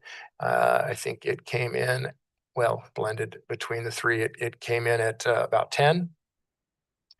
10% is what we're budgeting for all capital project cost increases, and those are for planning purposes, both the estimates that we have and the annual escalations. Until we really get to 90%, plan sets, we really don't know what a project fully costs. And then we can get pleasantly surprised out in the marketplace, as we were with Coleman, or we can get very disappointed and hang our heads when we have it go the other way, like Stallings. Utility rate increases, we spend about $50,000 a year in Pacific Power and EPA just for electricity. The primary amount of that is at the wastewater plant, but it's spread throughout. So those are definitely impactful. On the revenue side, we estimate, we plan and budget for about 3.8% property tax revenue increase, 3% for sure. And then that 0.8 is for improvements and other evaluation to new stuff on the market. It's really hard to actually get more than 4%. The big one, it's small-ish dollars. It's only about $8,000 increase, but as a percentage, it's very significant. The workers' comp insurance increase, and that had a lot to do, I think we talked about it, the budget committee, has a lot to do with police and fire, and it blends itself throughout workers' comp in the public sector. Oh, I lost it. It was on. We might be competing. Yeah, it's all right. Fighting again. Yeah. Hey, where are we? Yep, I'm back. Budget assumptions, okay. So we went over this. This was a new slide that I put in for Budget Committee this year. You know, it's just a reminder that we have a total budget of, 12.5 million. But really what we operate on annually is a little less than 6 million. We have operating revenues of around, just short of 6, and operating expenditures of a little above 6. And again, that's okay as long as you know why. And we'll talk about that more. The primary driver there is we have capital funds that we're spending down, deliberately, that we had carry forward money for. So that's okay. If you have operating revenue short of operating expense and you don't know why, that's a big problem. But it is important to know that when we're our basic operations, we are, around a $6 to $6.5 million operations in the city. The other stuff, is unappropriated. Those are fund balances across each of the 4 funds. Those are SDCs that are restricted, that we can only spend on certain things. There's just a variety of things that make the budget total 12.6. I don't know, for the community and conversationally, I think people see 12.6 and go, why can't you get everything done for 12.6? Well, what we spend annually is more in the 6, to 6.5 million range. That's our operating. Councilor Lehman? What restrictions are there in terms of the decision to appropriate a higher percentage from that kind of thing? We can go through them in the funds. A lot of that is if you have smart expenditures, you want to make. The water fund balance of 1.8 to 2 million, it can't be used. That makes up, a third or so of the total unappropriated fund balance. That is only in the water fund. It can't be used across the other funds. So some of it is a factor of these funds are independent businesses and independent cost centers. So within those funds, council can make decisions to say, I want that fund balance to be lower. Then you could deal with your revenue side and keep your revenues flat, or reduce rates, to say we're going to on purpose, burn down some of that fund balance. You can't take it all the way down. There's a lot of different rules. We have some cash flow issues too. But yeah, that is an option. And just as the flip side of that, the idea in both the general fund and the wastewater fund is that those fund balances are pretty risky low. And so the goal or the objective is to bring those up. Once they're brought up to a certain percent, you don't have to keep feeding that stays flat, and then your revenues go to your expenses. Would you like us to hold questions until you get? Could, yeah, we could hit it a little bit more on the fund balances by fund. But just one last plug is our financial policies actually have fund balance or are in process of having fund balance targets, and that's being discussed. We just had the Finance Audit Committee had approved a formal motion to move it on to council. So you'll see that this summer. The financial policies had a header spot for minimum fund balance targets, but didn't have it done yet. It was to be, coming soon. And we've been working on that this year. So we have an answer to what would be actually a resolution that would adopt financial policies. And one of those financial policies is a by fund minimum balance. And typically those are done by number of months of operating expenses on hand. So real quick, the elements of every fund, they all have different amounts in all of them. Just as a refresher about what makes up each of the funds. Ending fund balance, we just talked about that a little bit. Capital needs, some funds have large capital needs, some funds don't have much. Personnel service costs, personnel service staffing levels, the number of staff needed to perform the service. some of those services are mandated, regulatory, and some of them are discretionary. What kind of service level do we want to have for, our park system and other things? We have some, and police, we've talked about, service levels there. Materials and service cost, a lot of that are not discretionary. It sounds like, well, just buy less of something. Well, we have to buy chemicals. We have to, we buy a lot of chemicals for wastewater and water. We have a lot of lab expenses. We have a lot of, mandated testing on our valves and on our meters and on our, for our infrastructure. A lot of that is really not discretionary. We have very little discretionary embedded in materials and service costs. And then, of course, we have existing debt service. Every fund has some level of debt in it, and we can talk a little bit more on that.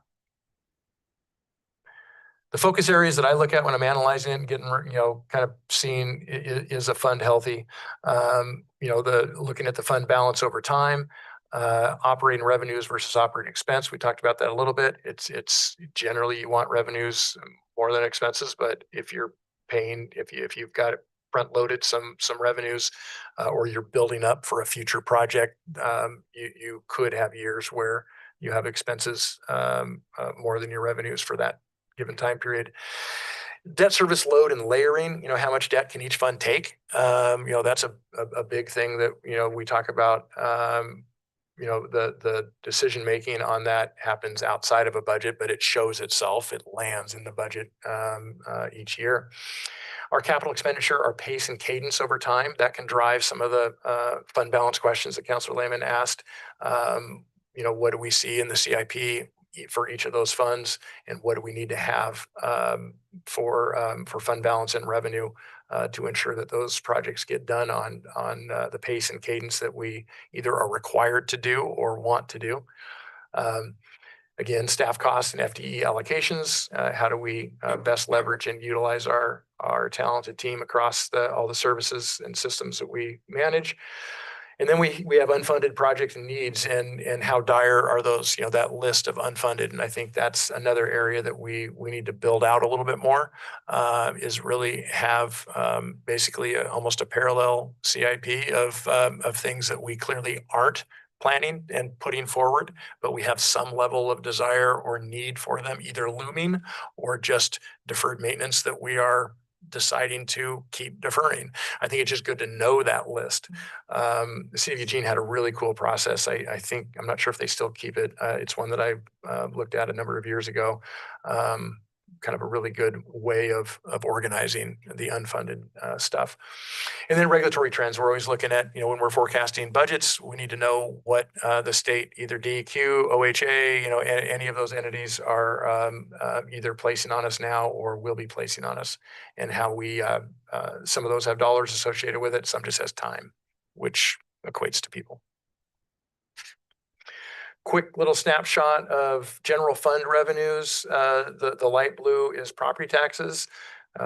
We've talked about kind of the myths or misnomers of property taxes, being, they still are the primary revenue in the general fund, but they're just barely over half.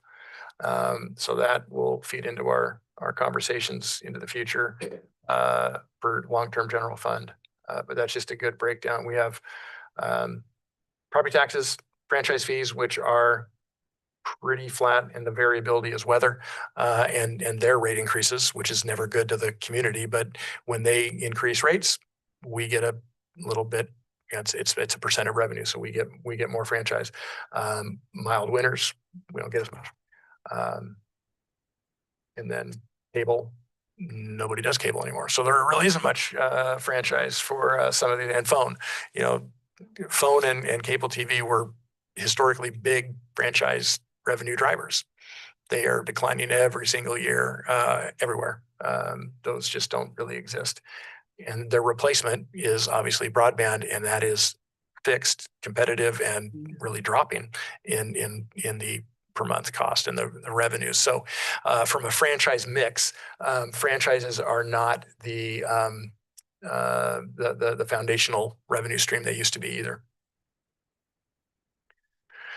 This is the stuff that I think we may not need to go into deep detail with unless you want to.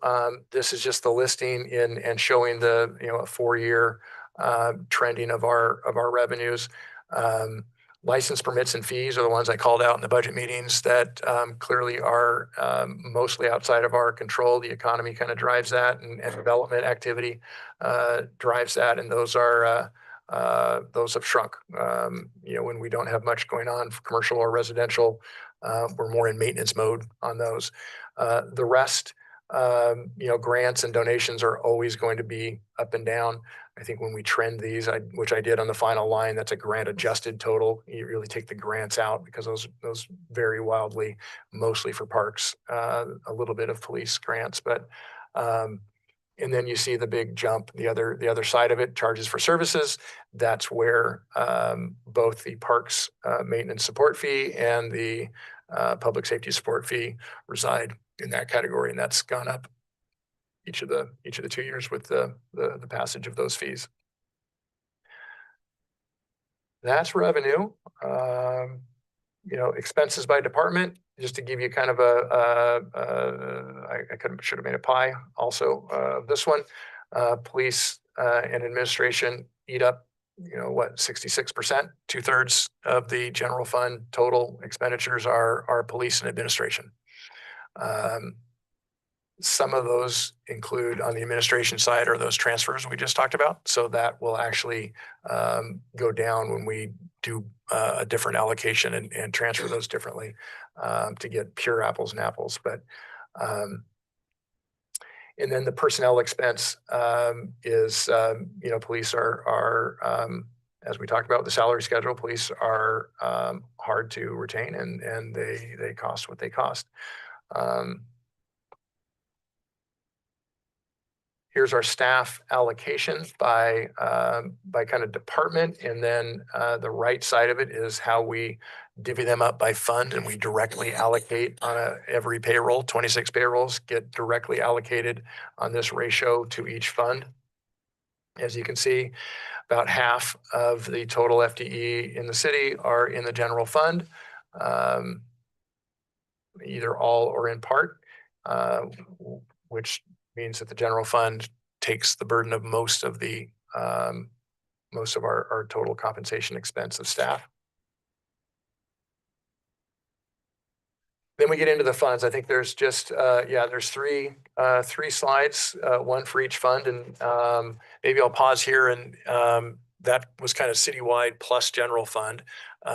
If there's any general fund questions or overall global budget stuff, I could hit those now, and then we could hit each fund. Just back to the appropriate fund balance. Is it flat over the year, roughly 50% of the total?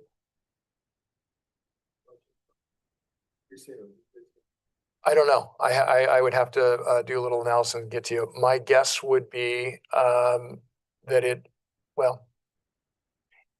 probably, I would say a little less than 50% would be my guess. I don't think it would be probably below 40. I think it's, as that's what's been happening in in wastewater in general.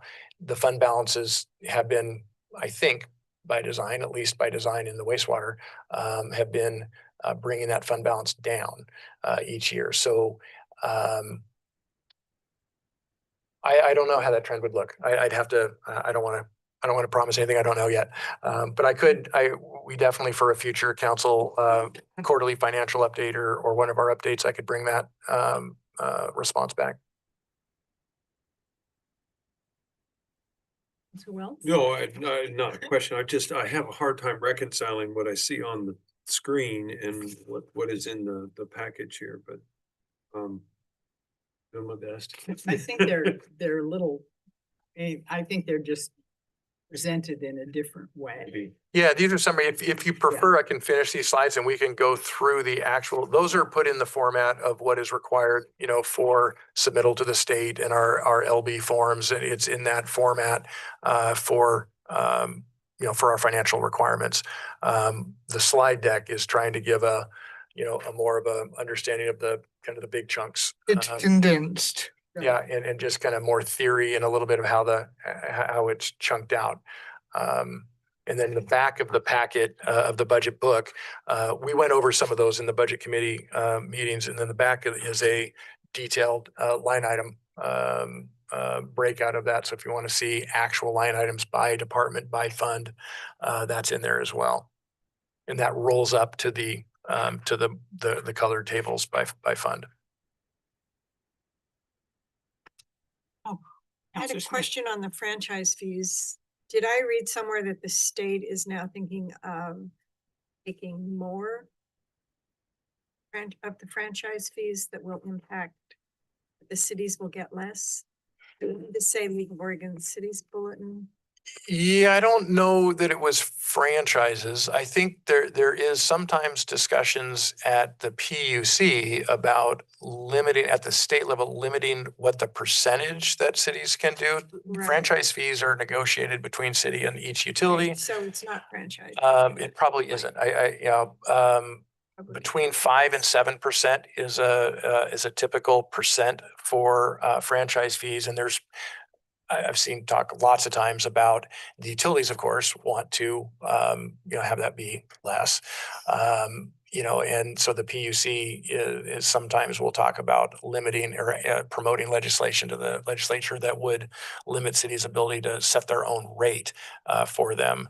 I don't. I thought it was something about franchise fees and cities. It may not have been, so. They don't get any of that revenue, do they? They don't now. Oh. Yeah, I can dig a little more and send you guys something just to clarify, because Curious. some of that can or overlap a little bit with the use of the right of way, and obviously the state has their own rights of way. So and having, I don't know the structure of franchise fees as it relates to the state, if they do that or how they do that. I would assume they have a mechanism similar. But yeah, I'll dig out and just give a little a summary note. I was just Yeah. curious if that.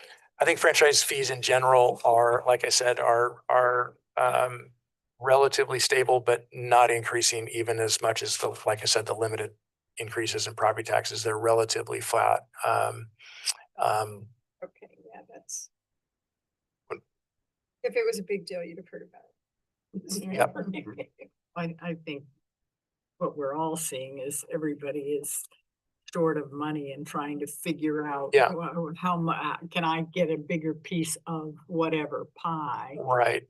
And that is definitely, the macro of that, which makes me hesitant to think I'm an authority on any of it, because it can change from week to week about what somebody is hoping to have legislation for. And you're right, it's about who gets what share of these existing systems in the pie. So we try and keep up, but I'll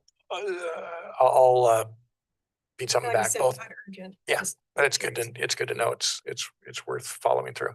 Any other questions at this point? We move on.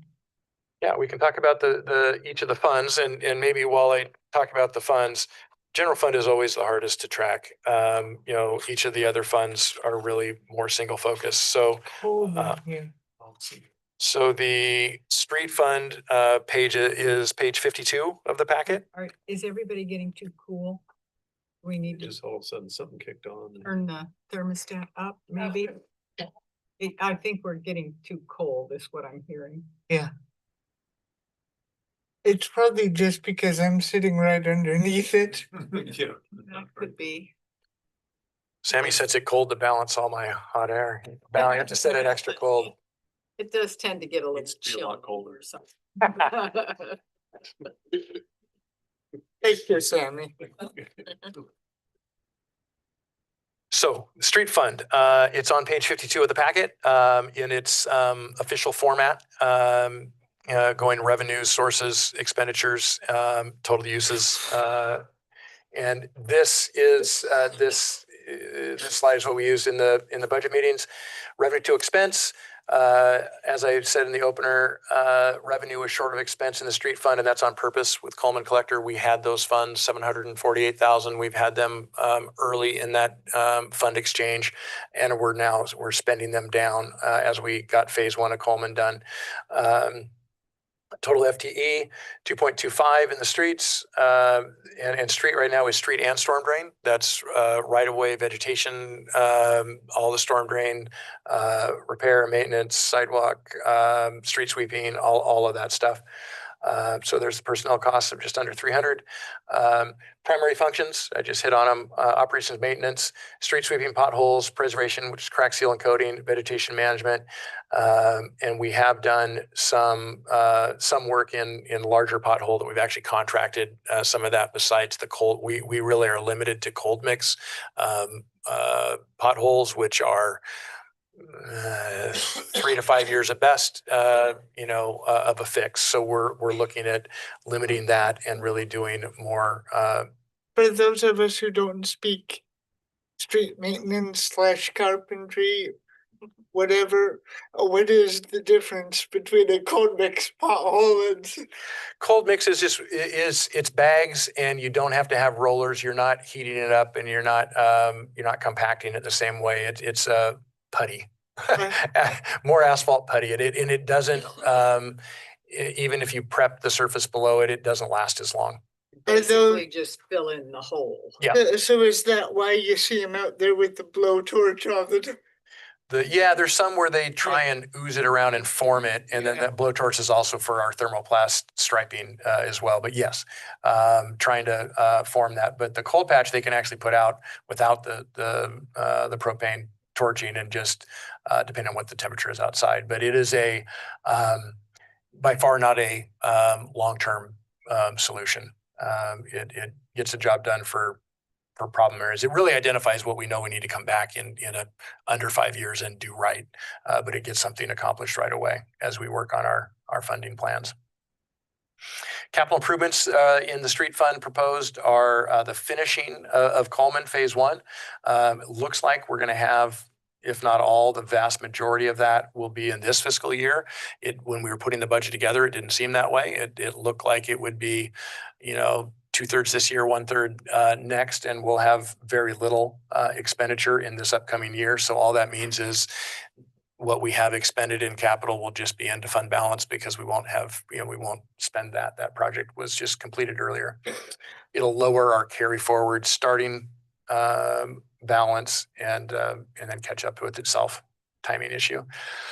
Revenues, street fund has great diversification of revenues. It's we talked about the state revenue sharing, 115,000, local gas tax, 170, the TUF is 178, and the tree fee, which is dedicated to tree only, but it resides in the street fund, is 22. So that's actually a pretty good mix. And so we'll be talking, in the fall, about CIP and how we want to move forward now that we will by then have Coleman in the books and know the totals and know what we've got sitting there. We still have a remainder outstanding for Loop Path as part of that conversation. We still owe on our match for that. So that has not been billed out to us. I've had some tentative invoicing, but it has not been billed. That's through the county? It's City of Eugene. City of Eugene was the certified agency for that. And then ODOT is the kind of regulator of the funds. So we're nearing the end. There's it was a big federal dollar. So it was, takes a while. And then debt service, we talked about this again in the budget committee, that there are 6 years left of the 10-year note that was done right after the TUF was put in place. So we will be, I think we'll have a good plan coming together for some major maintenance work as we, and then MPO funds in 28, 29, and then council conversation about what to do with whether we want to go out for another debt service and use TUF to pledge against that debt for another 10-year through the same Oregon Transportation Investment Board, or roll that into just cash funding projects annually instead of, saving up and getting a loan for a larger project. So I think actually a lot of good conversation coming in the street fund. Oh, before I go, anything about streets? I'll move on. Okay, water. Water fund, we've talked a lot about it. We've had heavy on projects. So revenue expense is relatively close. That's just really a timing thing. We pay for the water capital and then we apply to Business Oregon and get reimbursed or disbursements for those expenses until we reach the end. It's basically a line of credit until we reach the end, and then that converts into a debt note. So the revenue and expense vacillates just on timing about when we spend and when we get reimbursed. Total FTE, 2.5 allocated here. The 1.1 admin is utility billing, for the revenues here. And I spent a fair amount of time with that million and just regulatory compliance stuff with Brian. Personnel costs of 340. Revenues primarily, as you would imagine, come from rates, overwhelmingly, almost all. So of the 1.35, 1.26, is estimated to come from customer revenues. And then we have some other stuff that fills in the gaps there, but it is by and large water rates. Capital improvements, Stallings Well Treatment Building going well. That's almost done. Should be done in a couple months. The equipment and controls, and then the transmission line is coming to council in July for bid award. We haven't had that bid opening yet. That comes probably in 2 weeks. That bid opening for the transmission line, and then that finishes out the projects for the loan.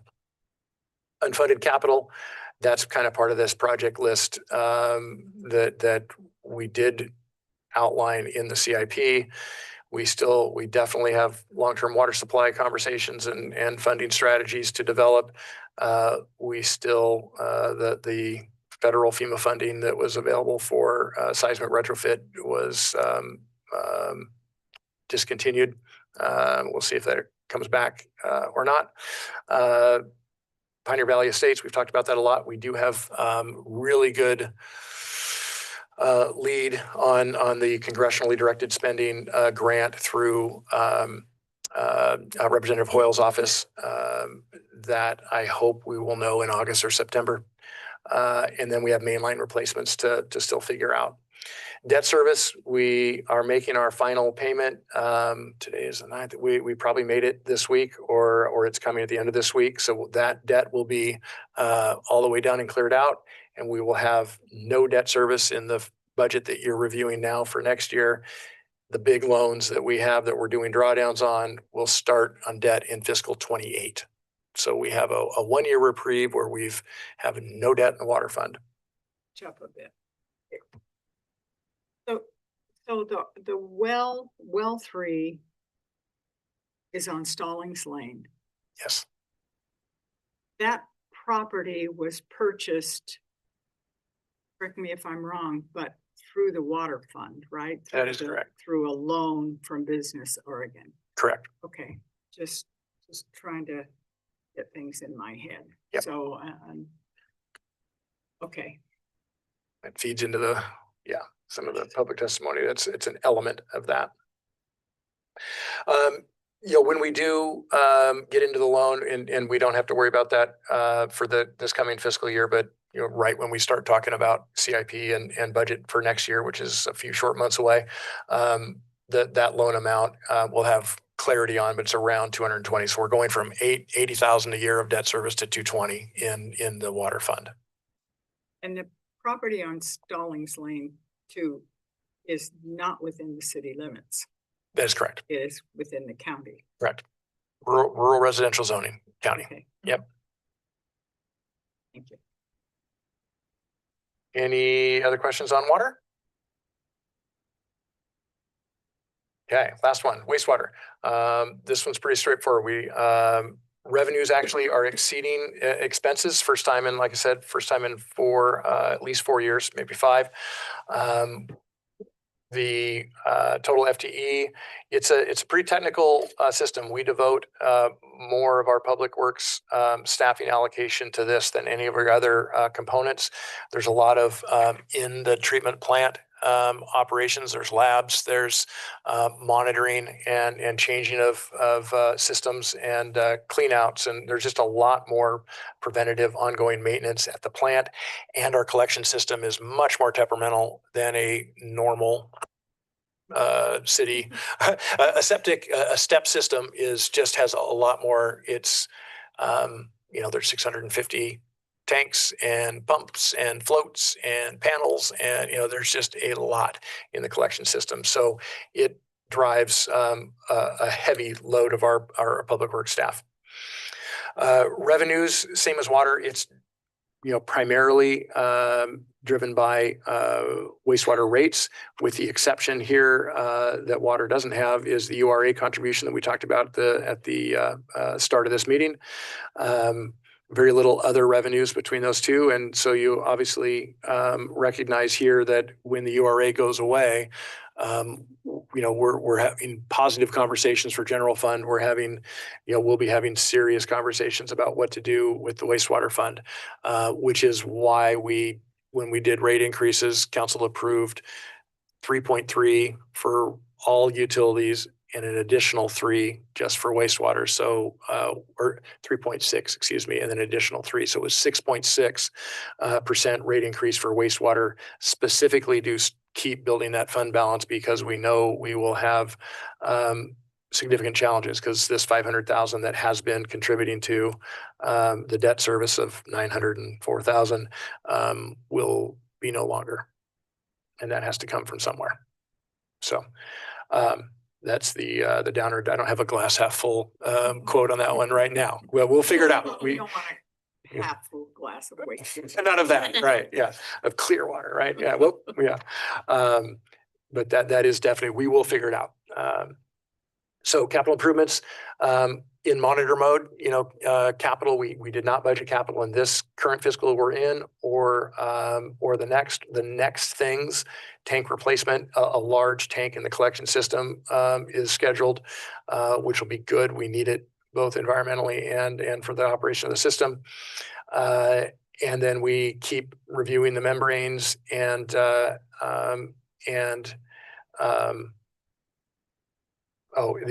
other capital is we're going to have some commercial septic system swap outs that are coming, but nothing urgently pending, but it's kind of a slow ticking thing. There's also some great technology that's coming in the membrane side of things that's the glass half full part. Yeah, there is some good membrane technology. Future issues, we're going to need to do a wastewater facilities plan. That'll be a build off of our capacity analysis that Kennedy Jenks did for us this last year. We'll need to do a cost of service study that'll be associated with the URA going away. That's the only way we'll figure out what our rates need to be, is taking into account our future capital and the elimination of that revenue stream. And then, which is basically those two go together: cost of service and post URA debt service plan. Those are highly linked. And then there's the elephant in the room is the debt service, and I will put that on my list. Councillor Lehman asked for that split out between 2036 and 55 at our budget meeting, and I need to do that. Okay. So that's a quick run through. Well, quick in my that was condensed. That was 2 budget committee meetings condensed into one presentation. So hopefully that compared to 4 or 5 hours, we got it into a half an hour, I hope. That is the budget. And again, going back to the front, it's we're moving, I think almost have moved from survivability into the bottom end of sustainability. So it's still a tight budget. I would still expect that we'll be monitoring closely for, budget transfers and conversations, for this budget next June when we're straddling again the 2 fiscals. And we have a pretty identified, I think, clear list of tiered, issues, high priority tier, medium priority tier, as we go, and the general fund still remains a high priority tier. And right on the heels of that is the URA wastewater thing.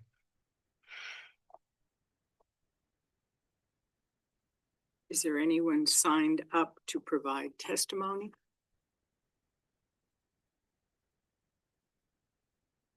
No. Thank you. It was dramatic. Yeah. That was great. good, Thank Mary. you for that. Counselors, are there any questions for staff before deliberations and motions?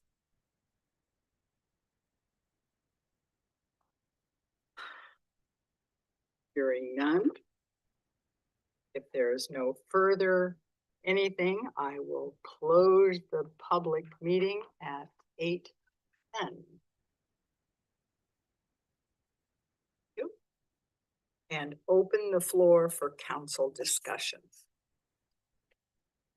Is there any discussion? I've been at those budget meetings and heard all of this. So at this point, I will entertain a motion and a second. Mayor Bell, I move to approve resolution, and this time I am gonna get the number right. 2026-16, a resolution adopting the City of Coburg budget for fiscal year 2026-2027, creating appropriations, setting the tax, imposing the tax, and categorizing the tax. We have a motion by Counselor Bauman. Do I have a second? I'll second. Second by Counselor Wells. To adopt resolution 2026-16, a resolution adopting the City of Coburg budget for fiscal year 2026-27, creating appropriations, setting the tax, imposing the tax, and categorizing. All those in favor, say aye. Aye. Any opposed? Hearing none, the motion passes unanimously. I'm surprised I did that in one shot. That's a mouthful, isn't it? Thank you for that.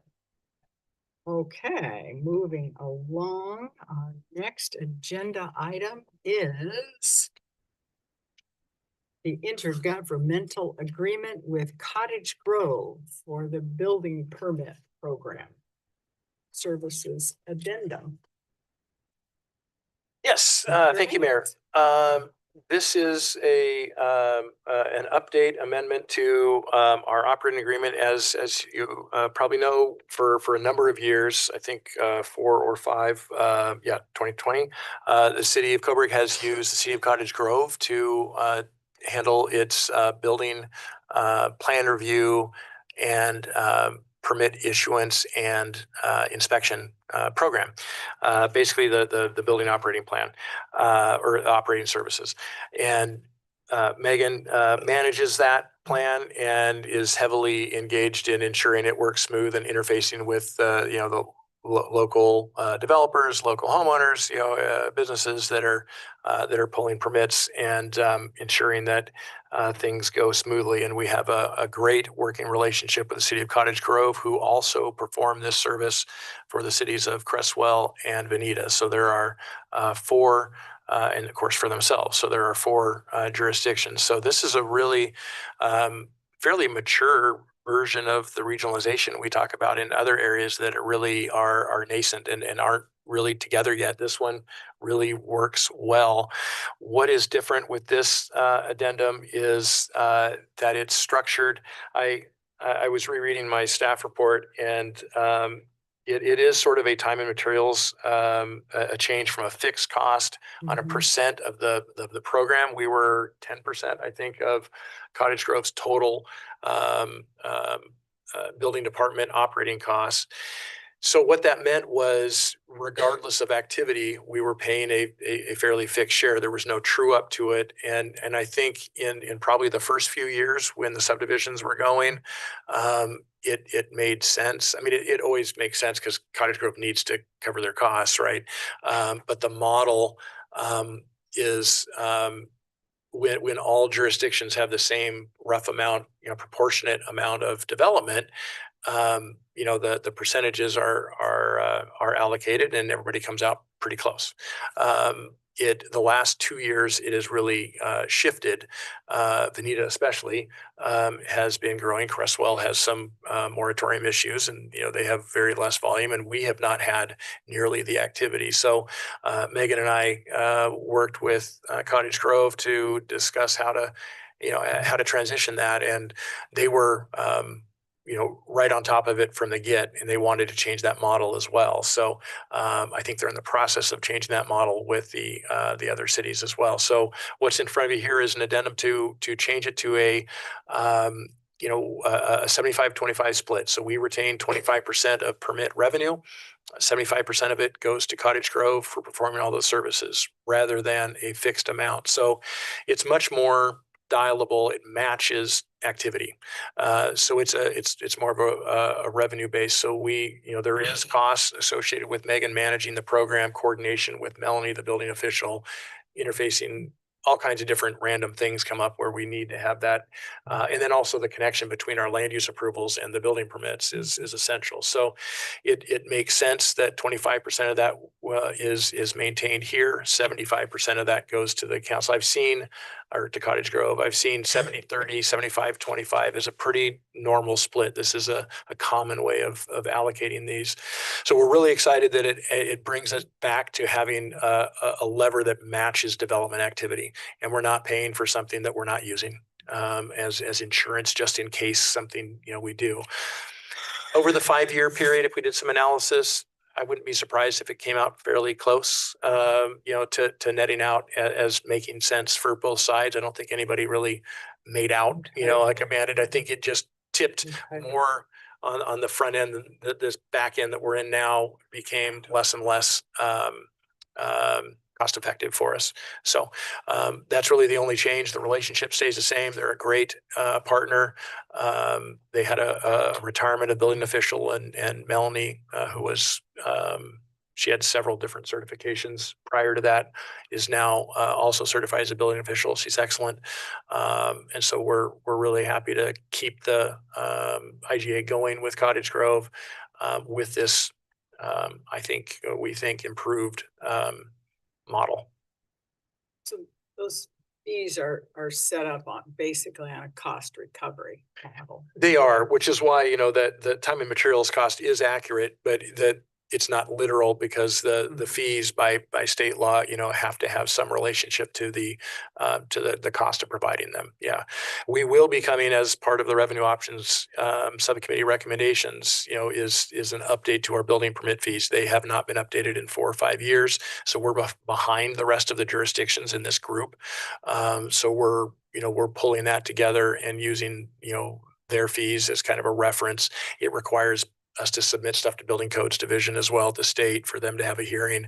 So there's quite a process to it, but that's on the heels of this, is also on our project list. More Megan's than mine, our list, but you'll be seeing that in the fall, and that was part of the recommendations of it's smaller total dollars, but it does enhance the general fund revenue stream and keeps this current.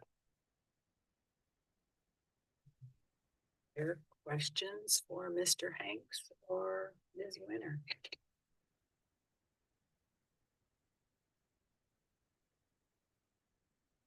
Hearing none, I will entertain a motion. Please second. Mayor Bell, I move to approve Addendum 5 to the existing intergovernmental agreement with the City of Cottage Grove to provide building permit program services.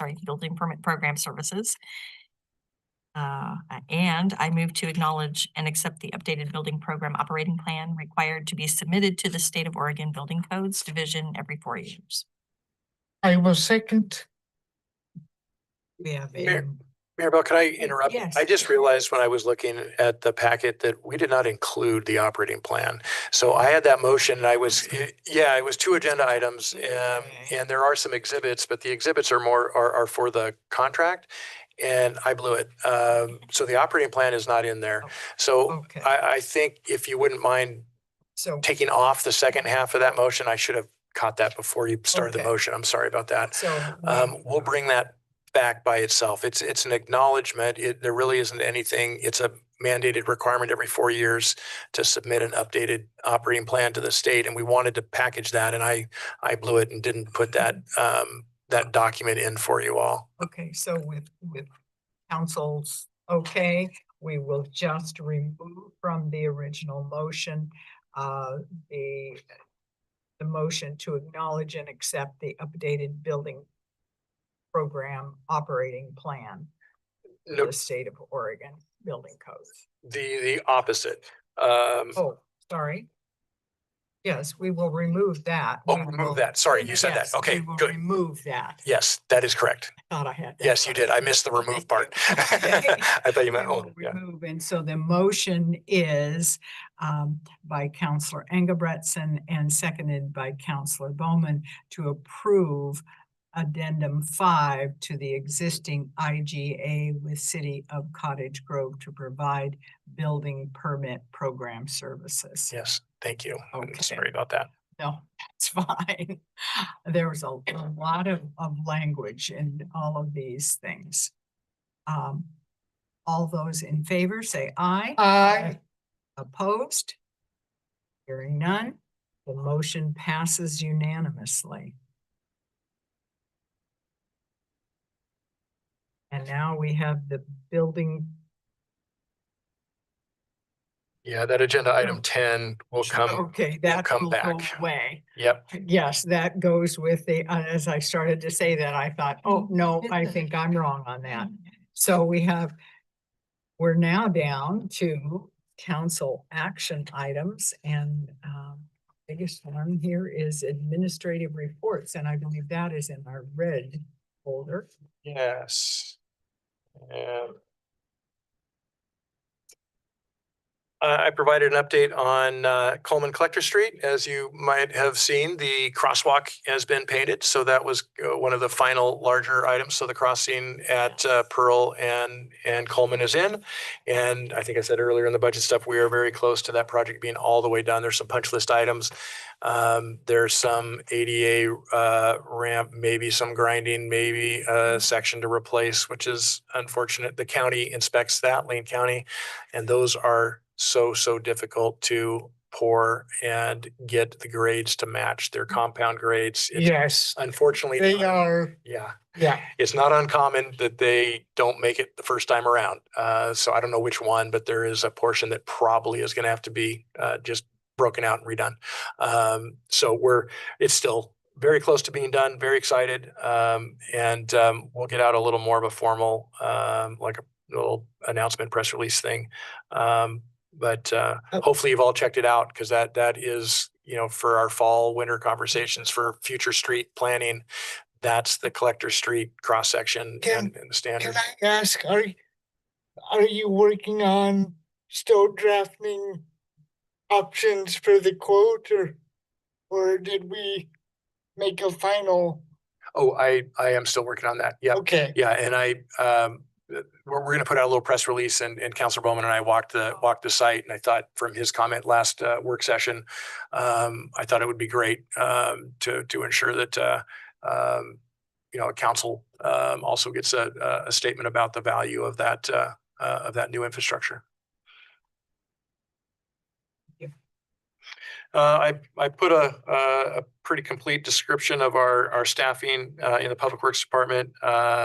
So we are, again, making our way towards filling that back, a little different model of that. And I think it's going to work out well.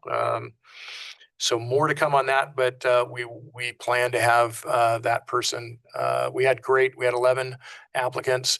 We opened it up for a operator 1 and an operator 2, depending on what we're kind of casting the net wider. We had an operator 3, so we didn't want to go that route this time. We're kind of rejuggling some of the certifications and some of the assignments within the existing team that has another 1.5 years under their belt from the time we did do the 3. So we're shifting our strategy a little bit, Brian and I. We ended up going with a 1. And 11 candidates, 5 interviews, 2 we brought back to go out on site to the operations center and the wastewater plant, and then just put a conditional job offer subject to background out day before yesterday and signed and returned today. So we're shooting for the 22nd as replacement. Our goal and Brian's begging and pleading was, let's get a good body in here as quick as we can. We also have had some, yeah. And we also have, we've had some challenges with our temp situation. We had a temp and then he left for other things. So we're seeking the replacement there. So it's a interesting job markets, but we're on track. And then the third item was just some stats for our utility billing, kind of unsung stuff, but really incrementally helps our efficiencies.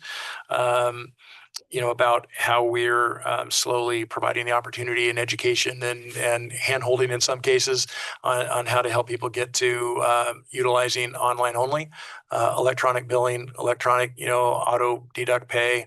All of that stuff contributes to, the efficiency of our front office staff and just actually collections are quicker when they're automatic, and nobody gets late fees when it auto pulls, or nobody gets late payments, and we don't have shut-off problems. So the stats are really encouraging, and I would say, Sammy and the team up front did a great job, going from, just in a little over a 2-year period from 659 printed and mailed bills to 382.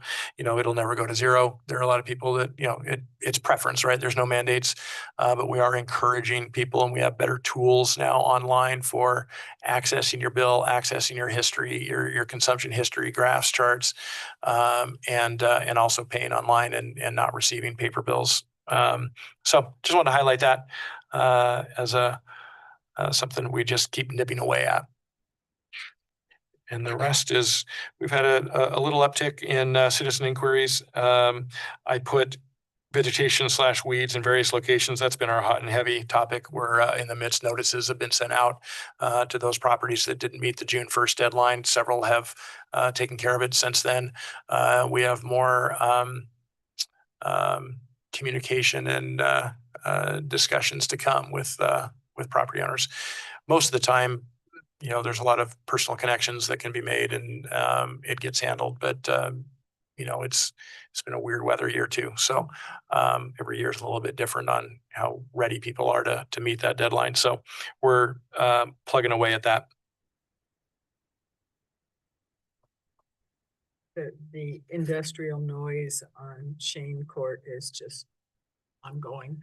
It's not really ongoing for a bummer reason. That building will be vacant here soon. We have 2 buildings that from out on North Industrial that look to be vacant, and including employment losses. So a sign of the times. There's the 2 buildings total about 120,000 square feet of space. So it's not insignificant. So yeah, I guess I could probably take that one off from a compliance thing because it's there's no noise. But yeah, we'll see on what's going on with that. So that was the trailer. Yeah. Place. Mm-hmm. And one of the I need maybe correct myself which one. I think Carry On is still there. Rev is not. And so the part of the challenge was determining noise coming from which, and I think it was accumulation, but so it probably isn't, well, it's never zero in an industrial area, but it's not as heightened.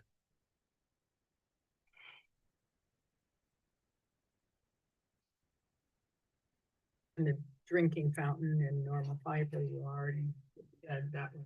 Yeah, they submitted, a different person submitted that.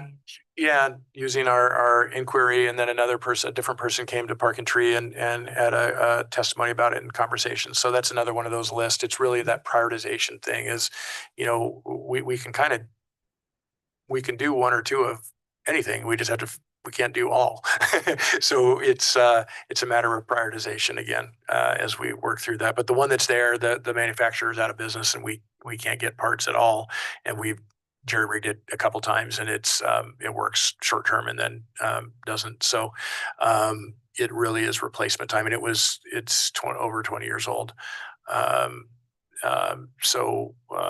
And really the conversation at least was, and I sent something out, and we'll talk about it more. The next bark and tree is what is more common now is a bottle fill plus a drinking fountain, so a bottle fill station combination, which I think would be really cool.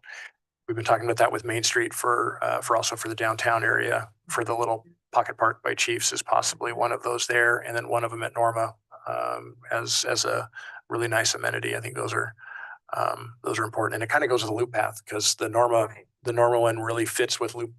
Loop path goes through there, so it adds an amenity to loop path as well. So, I think that's part of how we develop this inventory and prioritization. Is if it crosses off multiple things at once, it's a higher priority item, right? If it can, two birds, one stone thing.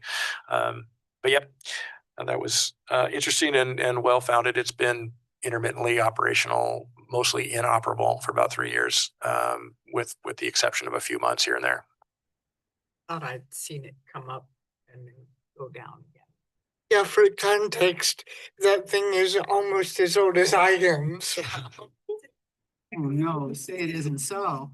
And there's the concrete one that hasn't been. there. Yes. It's been there forever. Oh, no. Thank you.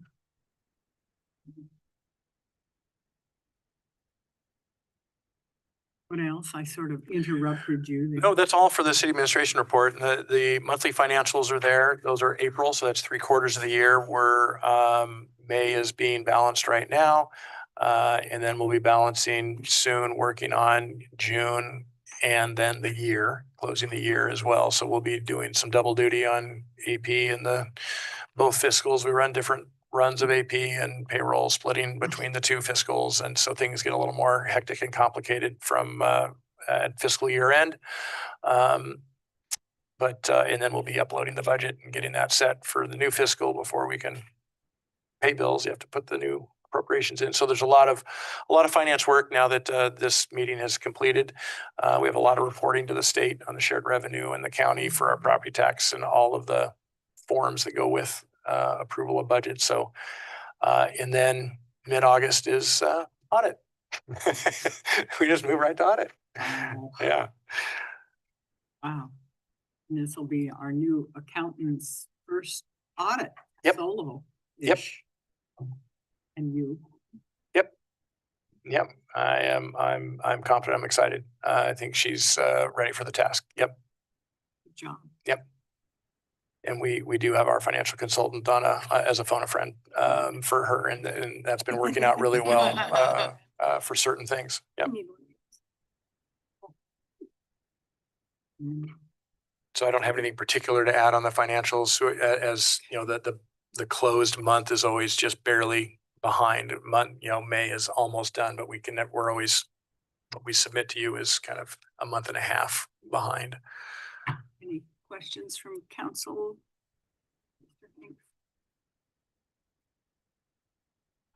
Now we have the local options levy timeline and strategy, and there is a report or a document in our red folder. Yeah, I prepared a memo. Great discussion from the work session, and this was trying to encapsulate, kind of the discussion and the direction that I think council was wanting to go. No decision making, needed on this agenda item tonight, especially since you just received it as a red folder. The new stuff is just the first, the June 9th dated memo, so it front and back. The rest of it is, for context, was the prior, and this goes along with Councillor Smith's idea on kind of building a local options levy packet, and we will be doing that. So you don't need to keep pulling and doing that stuff. So we'll be getting you kind of I was thinking public safety support fee master documents, and then kind of feeding that, and that ends up being the binder or the folder or the website page that'll end up being our long-term, general fund revenue framework, or whatever we end up calling that project that's in our this May it sounds like it's feeding into. So really what I try to do is at the, the second paragraph there, those 4 bullets was to summarize high level general consensus of council. And then the next bullets were what I understood to be some parameters and guidance from council for how we wanted to move forward. And again, the resolution that council approved in, one of the 3 items on there was to ensure that it's, the local options levy is always an agenda item on every meeting. It isn't necessarily, mandated that there's going to be massive new information or that there's a need for decision or direction. Clearly, when we get to that, we'll have those won't be red folder items. So this is either however you want to handle tonight's. It can be just take home and absorb, and it will be on the next council meeting as well as it will be for till you say otherwise. But that is what I was trying to do, is encapsulate the conversation there, and the deliberate and methodical was repeated multiple times, to ensure the council understands and can develop a strategy about how to use this tool, how they prefer to use the tool, and so the community has plenty of time for engagement and understanding, and then it's able to be successfully implemented for the long range financial health. The third bullet is really what I think more of the workload stuff from the staff side would be. And if that's off, maybe that would be some great feedback to me. We talked about some sort of a mini retreat or a work session, an extra long one, or something dedicated to really dive in. And the 4 light colored bullets are what I thought, a preparatory on my part would be to help that dive on the best way to move forward. So we know what our really at even more of a detail than what we talk about in budget, what our revenue streams, our existing revenue streams, what they are now, what they look like in 2, 5, 7, 10 years, what we think. What are the description and discussion of the attributes of existing and available revenue streams, primarily service fees versus local option levy, but also are there other tweaks to our existing revenue streams that are possible? And what are, the pros and cons, who pays them, how they're calculated, what the methodology is, are they equal, are they equitable, how do they relate to the expenditures or the programming that they're being created for. Some are a great dial to move up and down, along with the ability to move up the expenses up and down. Some things, the expenses aren't able to be moved up and down. They're either you have them or you don't. So you kind of want to match up your revenue type with what that service or that program needs from its revenue. And then expenditure forecast to really get more into the weeds in the general fund about what it looks like in estimating out existing revenue or existing service levels, what the costs are for that. And, for both those service levels that we are choosing to currently have and those then that are mandated that we can't get rid of, that just have to exist. And that's more of the administration part of the conversation in the general fund. As we saw between police and administration, that's 2/3 of the total general fund. And the administration is more of the mandated stuff, the, parks and police, and they have, there's some differences about those not being mandated. There's certain mandate, if you choose to do them, there are some mandates, but you don't necessarily always have to do them. So something along those lines to try and build something out there. And then identification and cost estimates for future enhanced and or growth related service levels. And that kind of gets back to, I think Councilor Myers mentioned, especially tying larger potential revenue streams like a local options levy. Do you tie that to and have an amount that just gets by with it, addresses that existing current service level deficit?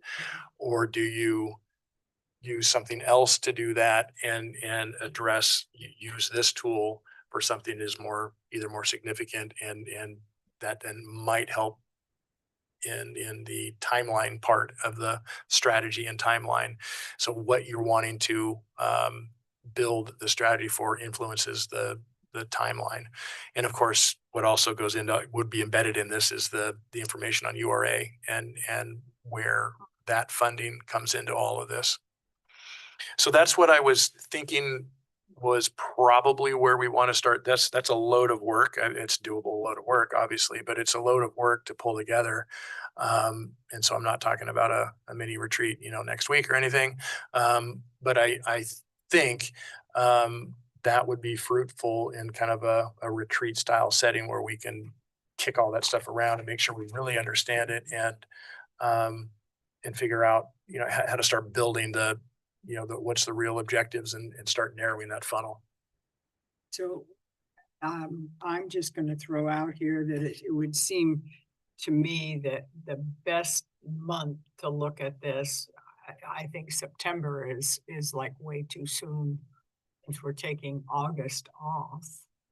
I would advocate for October. And I'm looking at council, and if we put that on a home football game, that'll guarantee that, and it's on a Saturday, that'll guarantee that it's a short meeting. Sorry, I was being mean. But I would think sometime in October and probably a Saturday. How does that work for council? Or would you prefer an evening? I prefer August. I mean, we're already putting this off for months, something, I understand the time constraints, but it just seems like if you're looking from above, you're saying, okay, we talked about this in April and now we're talking about having a meeting about it in October. I mean, it just seems like a lot of time's going by and we're not doing anything. And that's just an observation. If this was going to be on the November budget, we would have to have done this this has to be into the state in October. Right, we can't do it we cannot do it then. So then the next cycle would be like May. We need to decide, I believe, as a council, what is it that what's the amount? What is it that we're trying to go for? What is it that we as a council, you as a council, really are seeing as the objective of this? So that's why I'm saying I think even September, and certainly if y'all disagree, that's absolutely fine. If you're thinking September is a better time to do it, I'm just kind of looking at the things that need to be pulled together and what we need to decide and think about before we come into a meeting. So I'm open. If the consensus is meet in September and move this along, I'm fine with that too. I mean, I think we should meet somewhat sooner than later, just so it stays fresh on everybody's mind. I understand that it's a lot of work to pull together. I hear that too, but we also want to keep it, I think, somewhat fresh. It will be on every council meeting. It is an agenda item. We have already agreed to that. Due respect, and I get that, but it's item number 13 on the agenda. It's the absolute last item that we have to talk about after a 2.5-hour meeting to begin with. And I don't want to be the one advocating that we need to move this boom, boom, boom, but the optics don't look real good if you're standing outside of this room saying, okay, well, we talked about this in April, but then it was put off and then it was put off again. And now it's the last item on an agenda. And now we're talking about meeting in October. It doesn't look real good. And believe me, I agree with everybody. We need to meet. We need to kind of iron out some of these issues, but it's just, I don't know, reality and I guess the optics are maybe just so far apart that it just doesn't look good. Well, an easy one would be to move this up on the agenda and make it sooner in the agenda on every meeting. Because you're not wrong on that, Counselor Wells. I think the optics would be, if it's important, it becomes earlier in the meeting if we can do that. Well, I mean, we do have a ordinance Yeah, that, and we have an ordinance that establishes how the agendas are set. So That's they true. always, this is, unless there is a contract or an ordinance or a resolution, this is where it Okay. goes. And of course, tonight, we have extremely time-sensitive Yes. things that Sure. have to get done, but that's why it works the way it does. Yeah, and I would point out the last two meetings, the work session and last month and the meeting before that, we spent quite a bit of time as a council discussing it, both meetings. So the fact that this meeting has now been almost 3 hours, and that we didn't get to talking about it till the end, I don't, to me, I feel like at some point people are gonna have to, if they feel that they have a real strong opinion on this, that's understandable, but you also have to understand that this is reality. I mean, there's not something like this doesn't, you don't do it quickly because there's so many details to figure out. We want to get it right. And you can't get it right if we rush it. So there's no point in that. That's not going to help the community. It's not going to help people who are worried about their budget. It's not going to help us with our city budget if we try to rush into it. For fear that people will think we're not moving fast enough. So, but I think maybe September, maybe late September might be good as a compromise instead of waiting all the way till October. I'm game. And again, I don't want to be the one on this side of the table and everybody else on the other side. It wasn't my intention. This is, we need to discuss this and we need to consider opposing views. Let's just keep it fresh. You were right about Counselor Lyman. I'm tired, I might not be able to get this out coherently, but I think there's kind of an elephant in the room on this discussion, and really two different parts. One part that we danced around a little bit is we initially were kind of going into the question of, are we going to plan public safety with a move to have it become a local option decision? I think we moved past that to say that I had a conversation with Adam after the last meeting, say, a realization for me that a local option levy, when you look about it around the state, those are for big ticket items. They're not $200,000 a year item. And we're throwing away a tool that we can only use once. And I think we realized that. Now make a decision to state that as a council, we're not going to look at a local option plan.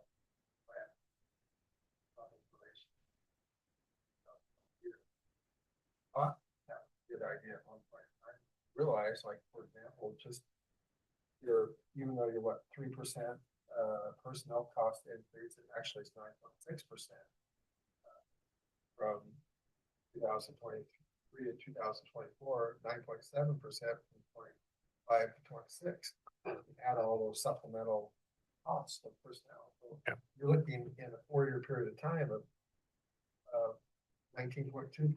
So we're not going to be able to sustain the operating budget with doing the $200,000 fee without going back and raising that fee up again, which we might have. So I think going forward to what we need to do on the local option levy is we have first put the other piece to bed. We made, in my mind, we made a decision on this plan.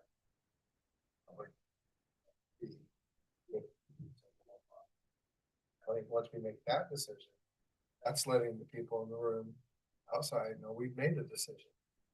It may not be the decision we want, but it's the decision we think we have to do in order to go further down the road with the local option. think that these are all the things that we really need to sit down in that work session and hash through Agreed. and make decisions. Was that a motion? No. Yeah. Man's emotion. Let's just talk There about doesn't it. have to be a motion, but I think I'm hearing September. Yeah. Or maybe towards the end of mid to end of September. Yeah, and we can bring this back at the next agenda, more on that, more on the scheduling. And, it could be that we dominate the work session and this is the only topic on the work session. We make that a 3-hour and we just commit to it. Or we do it's up, do whatever you guys want, but it could be a Saturday, it could be an extra Saturday. I do think it's important to state, and I don't want to belabor a meeting too long, but we have tons of business that's required to get done that we only have one business meeting. And we can make these meetings, we can make every work session a special meeting so you can make decisions there too. But we have a lot of decisions that just have to come through council. So it's just juggling. It's a juggling. And I described where we are from a staff perspective for fiscal year changes. We have not very many people to do this work. So it is not uncommon to hire a consultant to do this work. I think we can talk about bootstrapping it and we can talk about consultant work. We can talk about what happens first, what happens later. There's a lot of different ways. I guess from me, I need to understand collectively, there's some individual opinions, and that's what we talked about last work session, is recognizing that there isn't uniformity in the thought process. There's some things that are starting to gel, but there clearly isn't uniformity of council, and that's okay. I can't take marching orders from 7 people individually. That's a lot of the time deliberation that, I've had 35 years in local government. That's what takes hours and hours and hours in these rooms, because we can't do that outside of that. It has to happen like this. You can only talk together here legally. So it just does take a lot of time. And I want to make sure, that's why I put this stuff forward, and I'll, it can take, you guys can read on this deeper and think on it in the very next meeting. That's why we do it every meeting. At the very least, we'll get feedback and a recap of the prior meeting. So the momentum happens. We can talk about scheduling. We can talk about the mechanics of it. And you all have to tell me what you need from me. And I'm going to hopefully read it as best I can and supply it. And then of course, I hopefully will have some professional opinion and recommendation that might either spur more dialogue, and maybe that increases the gaps in agreement, or maybe it solidifies, some path forward. But it does have to balance with the required business of the city, which is you guys and us, to get done. And that makes for packed agendas, and that makes for, we have contracts, we have ordinances, we have rules by which we have to operate. And it does make it slower. On that note, I respectfully move to adjourn. We don't have to do a motion to adjourn. Counselor Smith? In listening to Mr. Hanks and then also what Counselor Lehman said, I think the idea of the work session in September, that it be a pretty limited agenda in that we come to consensus on the things that are kind of all thrown around. We look at that, we come to a consensus, and then moving forward, we set work sessions as needed to lengthwise or whatever. I think it's too big an issue to try to get everything together to decide or not decide when we're doing a levy. I think there's a lot of steps, and maybe the first few steps are just consensus as to why we would do a levy at all, what we would be addressing, either umbrella wise or specifically, until we figure out the purpose for the levy. We're not going to make any progress. Yeah, agree. I would also add just that there may not be consensus. And so it has to be recognized by the group at a certain point in some of these meetings that it will need to be, maybe even what Councilor Lehman brought up today, that may need to be a motion on the table at some point. And it's not done in work sessions. That's done in the regular. So we're having them agenda items on all. So that could be a work session conversation to say, we're not all on the same page. Staff, please put together a staff report and sample motions to get you, because that just can be the case. It isn't always. Come to an agreement is amongst us, though, right? That's, quite possible. Yeah, absolutely. I'm just saying that also isn't always guaranteed. And I've seen plenty where they're not. And how you work on it is you ultimately get everybody heard, and then you put motions up, and majority vote goes, and we incrementally move forward that way. It may not have to, but that's not a bad thing either. It's not bad to not have consensus. I may just super quick. I think it would be super helpful, as you had mentioned, to have the outward years, looking forward at some forecasts of the revenues and expenditures, not just for 1 or 2 years, but looking out. I think you had mentioned that. And to me, that's like a key piece of what we would have to look at to get a better feel for what we really would want to, or think would be prudent for a levy.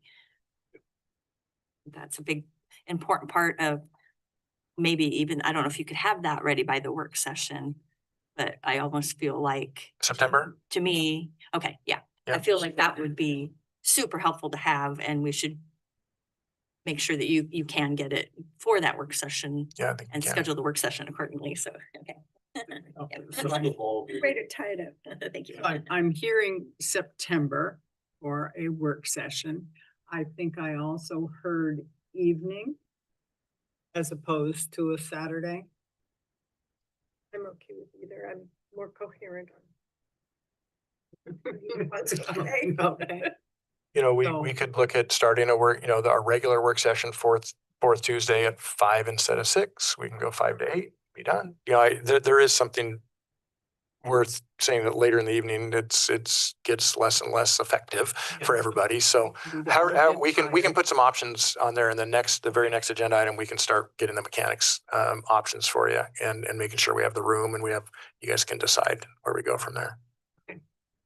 That give you enough information to move forward? Sure. Okay. For now. Okay. Yeah. Well, at We can least give you to any look direction. at a date Okay, and okay. schedule a work session. Do we have a work session on the 23rd of June? Do we have a work session? We do. Yeah. Okay. Yeah. And I don't- that's not going to be on the local option levy. Well, we'll have an agenda. I mean, the resolution says we'll have an agenda item, so we can at least get some scheduling issues done. I think that's the beauty of having it by default on every agenda. There may just be logistics is the only thing we talk about that relates, Okay. Are there any liaison updates or council comments? I know we're getting late, but were there any burning issues that anyone needed to bring forward? Councilor Bowman, you had talked about scooters and electric bikes. Yeah, Want to bring that up? I will make it very succinct.